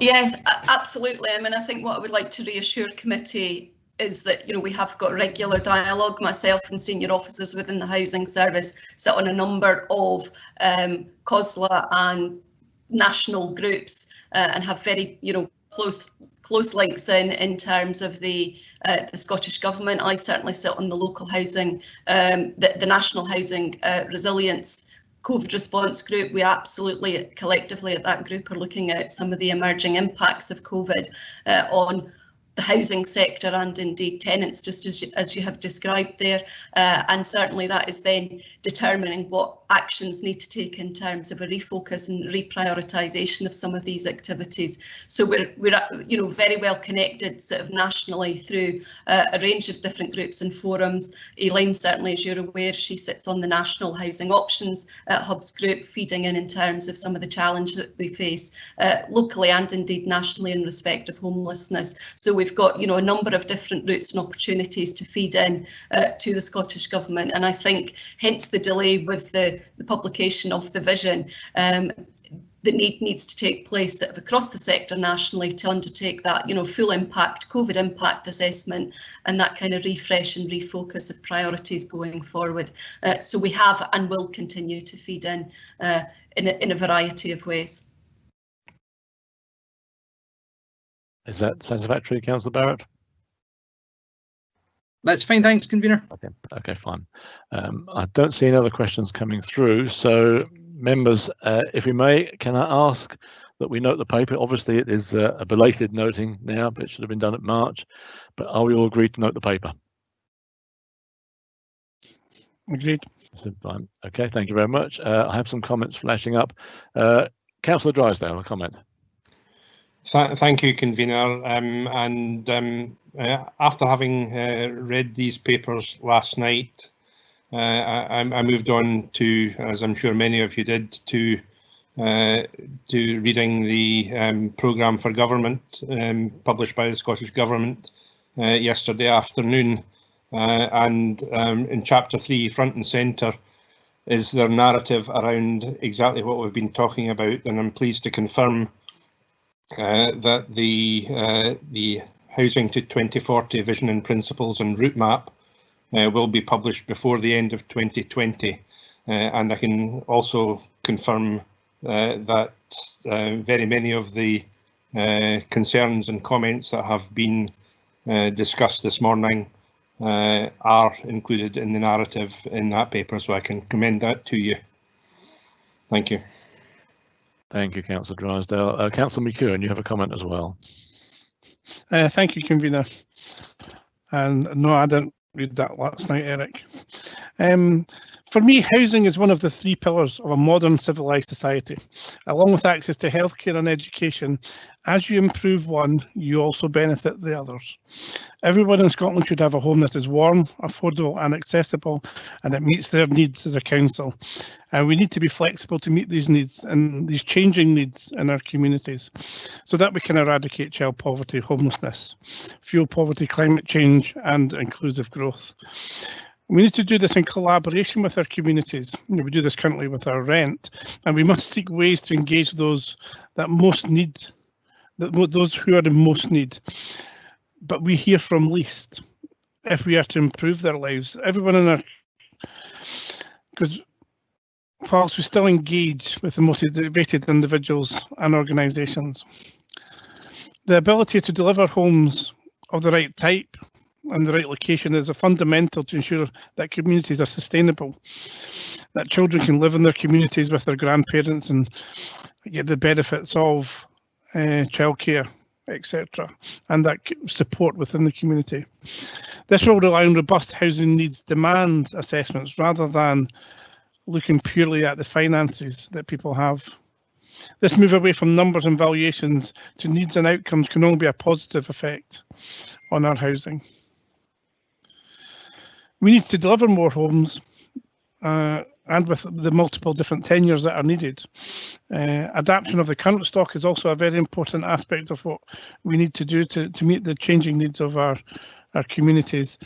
And with the climate emergency, delivery of energy efficient homes and moving towards a carbon neutral society is also something that we need to be very aware of as we develop our housing stock. COVID has come along and it's obviously held back our improvements. It's held back our upgrades and our maintenance of our properties, and we need to look at how we challenge that going forward while still remaining within our budget. Housing must be more affordable. Increased provision of social housing, access to shared equity schemes and changes to land acquisition are all welcome and should help reduce soaring private rents that leaves families with little opportunities.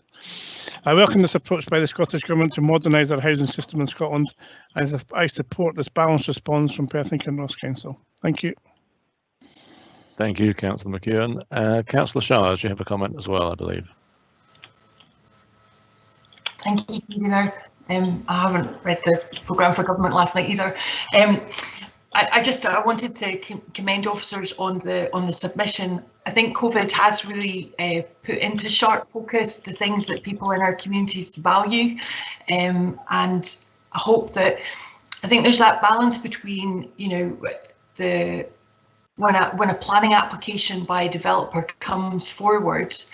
And unfortunately, some of them, you know, we then see that a decision is taken locally and then it's overturned by the Scottish Government. And I think we really need to try and get that balance between what kind of communities our communities want to see. You know, what do people that live in our particularly our rural communities, what is it? How do they want to live their lives? And I actually think officers have, you know, articulated that really well in this report. But I think it's very important that we, as Perth and Kinross Council, take ownership as we represent our communities of how they want them to look in the future. And I really hope that actually the kind of COVID clause in all of this is that we don't forget the things that we know that our communities valued through this pandemic, and that we build that into the planning system that we, you know, that we deliver locally, as well as our green space management and all the rest of it. So I commend officers on the way that this has been put forward, and I really hope that we can get forward and deliver on it. Thank you. Thank you, Councillor. I see no further comments unless anybody has a chat box not working and they want to come in. Nope, nothing come forward. So thank you very much for that. We'll now move on to item 8 on the agenda, which is the Tayside MAPA, the multi-agency public protection arrangements report. Again, this should have been presented to us in March, but was delayed for obvious reasons. I believe we have Elaine Osborne on telephone to introduce the report. I seem to have marked that somebody's on the telephone there, so I'm hoping it's going to be her. Elaine, are you there for us? Oh, can you hear me?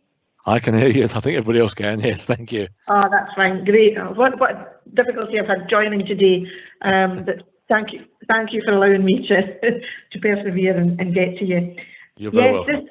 This annual report would be obviously for last year. You can see from that we have continued with training, and we have a lot in this report as well about the strategic oversight and what we have to consider when significant case reviews are put forward to us.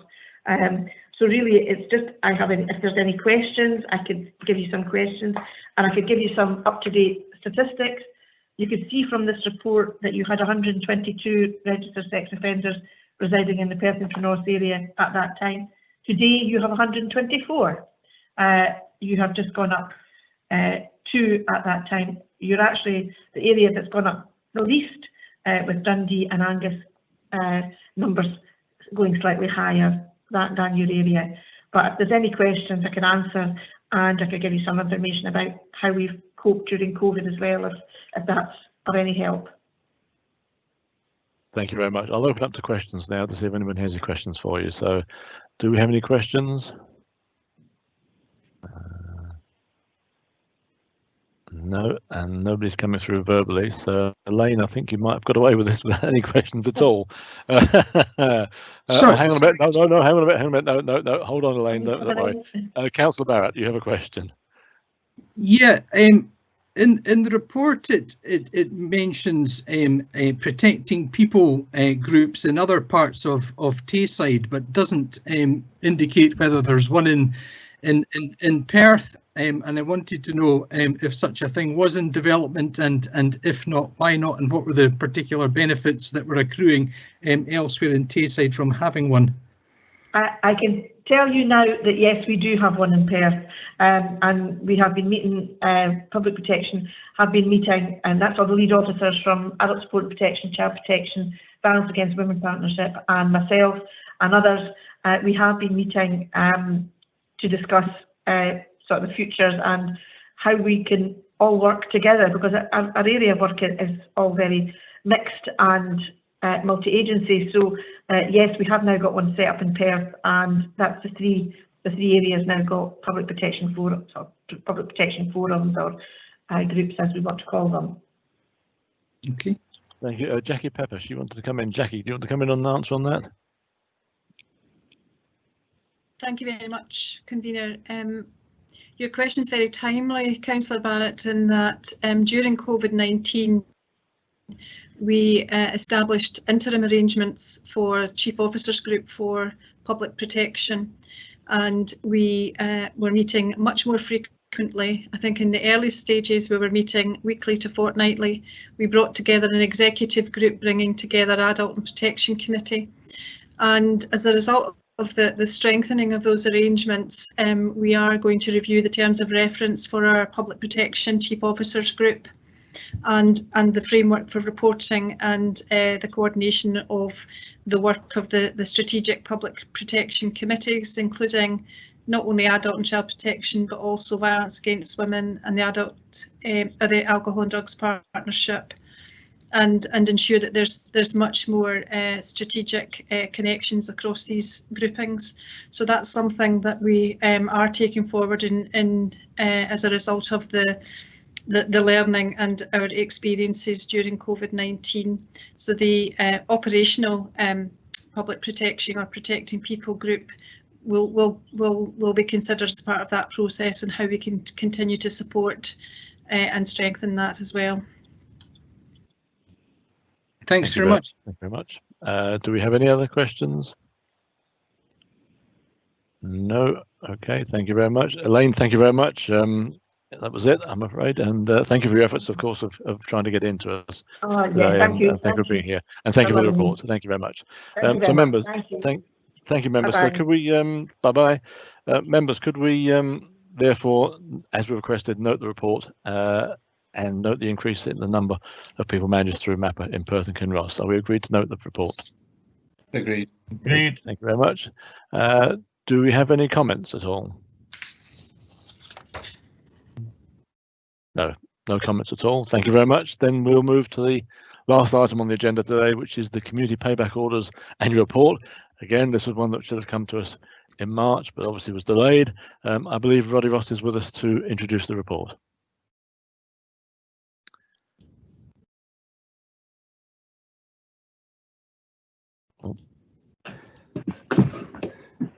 Yes. Okay. I think Jackie's going to introduce it. Oh, I'm sorry, Jackie. Are you introducing it? Sorry. Yeah. No, thanks very much. Thanks very much, Convener. It's as you say, it's unfortunate that this report is coming to Housing and Communities Committee in September 2020 instead of March 2020, which had been the plan, because it contains very positive evidence of the extent to which the work of the unpaid work team and how it engages successfully with people both within the justice system and at the same time contributes to community well-being, enhancing inclusive communities and the lives of vulnerable groups. But in terms of the more current data, the trends for 1920 have been submitted to Scottish Government, but there's an embargo at this point in time, so we can't bring the most up-to-date figures to you until later in the year. But that trend of the decreasing numbers of people subject to community payback orders has continued within that period as well. And during lockdown, that's been reduced markedly due to the cessation of court business. This report contains some detail of the work of ILS as well, which is the One Stop Women's Learning Centre and Service, and trails the early proposal for the development of a men's service, which builds on that very highly effective approach. The budget motion for 1920 included some support in terms of finance to start up a similar approach to develop the men's service. And although that was delayed originally as a result of COVID-19 and lockdown, I'm pleased to advise committee that we have made significant developments there. A management steering group has been established, which includes men within the justice system. There's a project model and design with 3-year goals outlined already. We've agreement to base a new service at the Nuke, which is a central, easily accessible location in Perth, and the recruitment of a project lead is underway.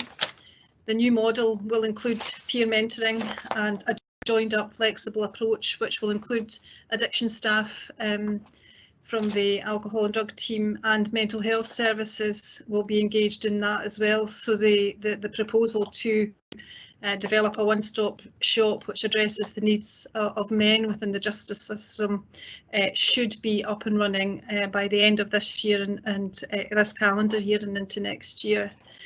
And just one final point is that the recommendation is to bring back a report in 12 months. May I suggest that that is reduced to 6 months, given that this report has been delayed since March. So to bring back a further report on the financial year, this financial year in 6 months. Thank you very much. Thank you, Jackie. I've noticed a couple of questions already. Councillor Barrett, do you have a question?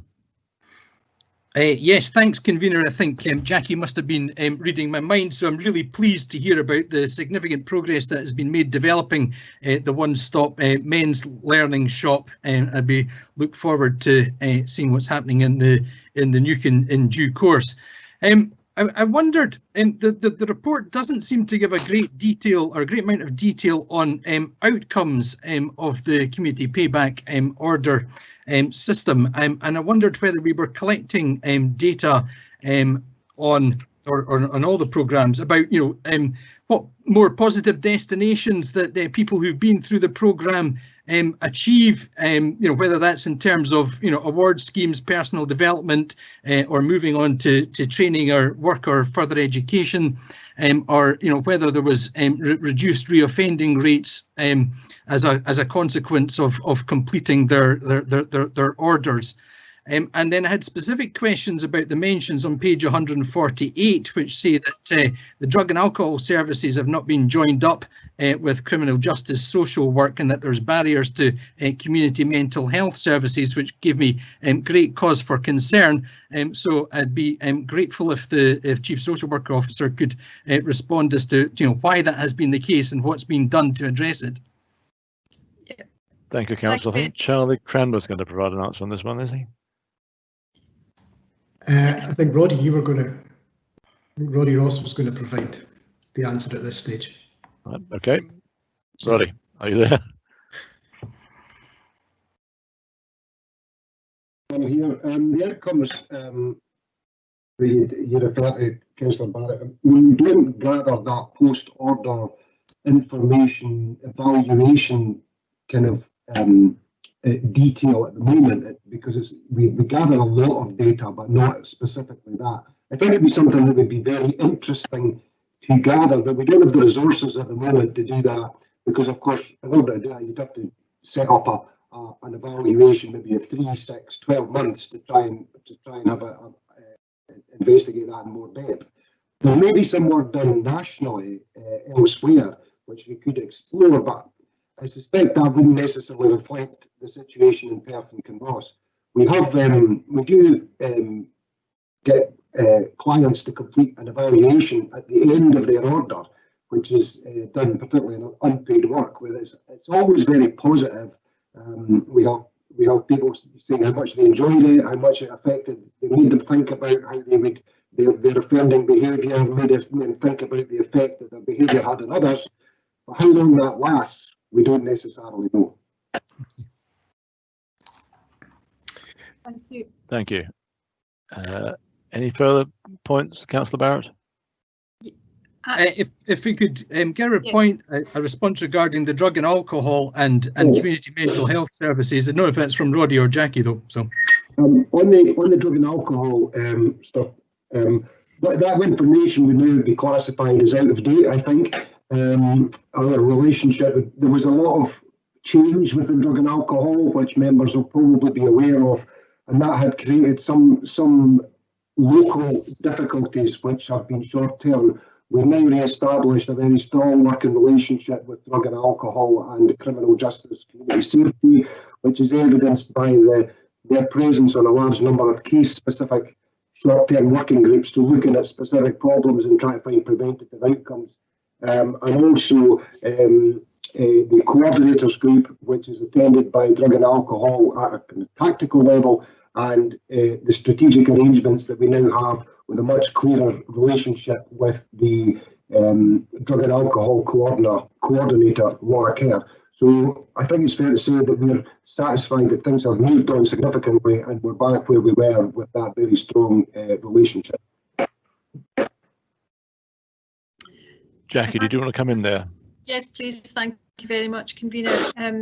As Roddy was saying, that I think our experience during COVID-19, where we were preparing for the early release of prisoners, really focused our multi-agency approach around particularly men in the justice system, and ensuring that we had a joined-up approach in terms of addressing health needs at the point of release from prison, that people were being released with access to a GP, with access to support from mental health services and alcohol and drug services at the point of release, and in fact that was planned for. So I think that the lessons from that are being taken forward, and it's something that we would want to continue. But I think it's also worthy of note that NHS Tayside is developing at rapid pace its mental health, or community mental health strategy.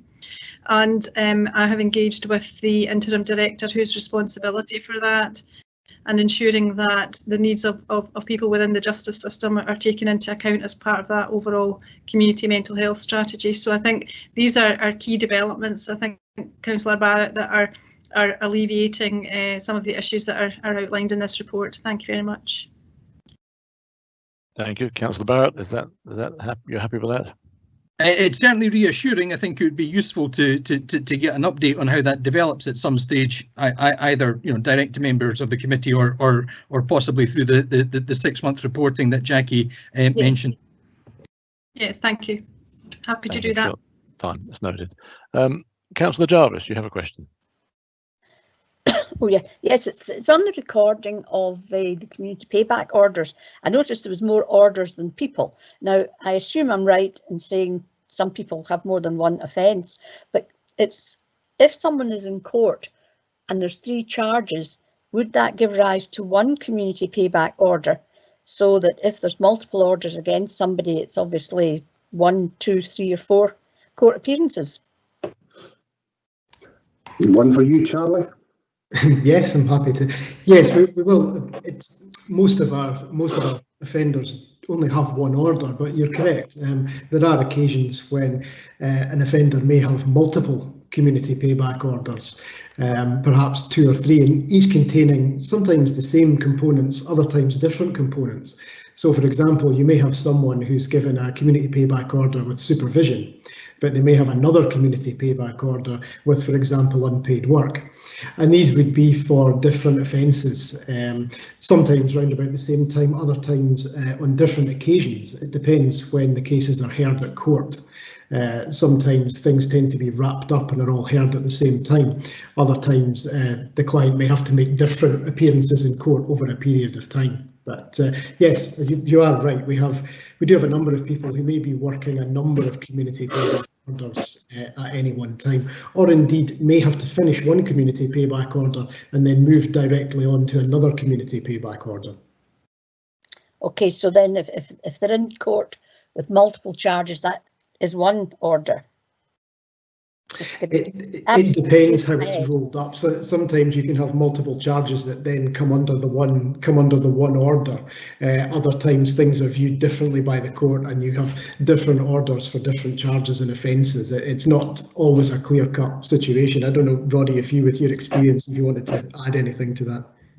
Yeah, it's sometimes very complicated, but and we try to have a lead social worker or lead agency around that, because For example, you can have somebody who has a community payback order who's working with a social worker, but also attending OWLs, who's also got an unpaid work order and may also be engaged with drug and alcohol services. So you need to keep on top of it. And that's, I referred earlier to some of these case-specific multi-agency groups, and somebody who is in that environment and also was presenting some difficulties could well be somebody that you would need to convene a multi-agency group to talk about, make sure that everybody understood what everybody else was doing, and that our specific actions weren't counterproductive to a partner's actions. So it's quite complex, but I think we have, probably Perth and Kinross, a decent size to be able to keep a grip of these things and address these complexities. Yeah, I thought I'd ask a simple question, but however, some sort of follow-up would actually be very interesting, just about the efficacy of the orders and the success rate. I'll leave it there.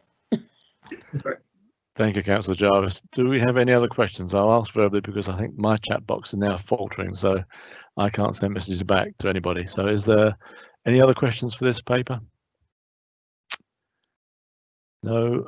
Right, everybody, then if I may, we'll go on to the recommendation. This is to approve the work being undertaken by the Public Protection and Unpaid Work Teams in respect of community payback orders in Perth and Kinross. And secondly, it requests the Executive Director to bring forward a report regarding the activity and performance of community payback orders for the period 2019-2020, now over in 6 months' time rather than the original 12 months as in the report. Are we happy to agree the paper as that is in revised form? Agreed. Yep. Thank you very much. Do we have any comments? Again, I can't see if anybody has a comment because my box isn't working. Councillor Barrett, looks like. No, you just agree the paper. Right, okay. Any other comments at all from anyone? Okay, then thank you very much. That brings us to an end of this committee meeting. Thank you to all members for your participation, and thank you to all officers for your answers to all the questions. It's been an interesting experience to do this in a virtual basis. I think we got there in the end without too many problems. Just the chat box failed at the very last minute. Thank you, everyone, and we'll see you at the next one. Thank you and goodbye.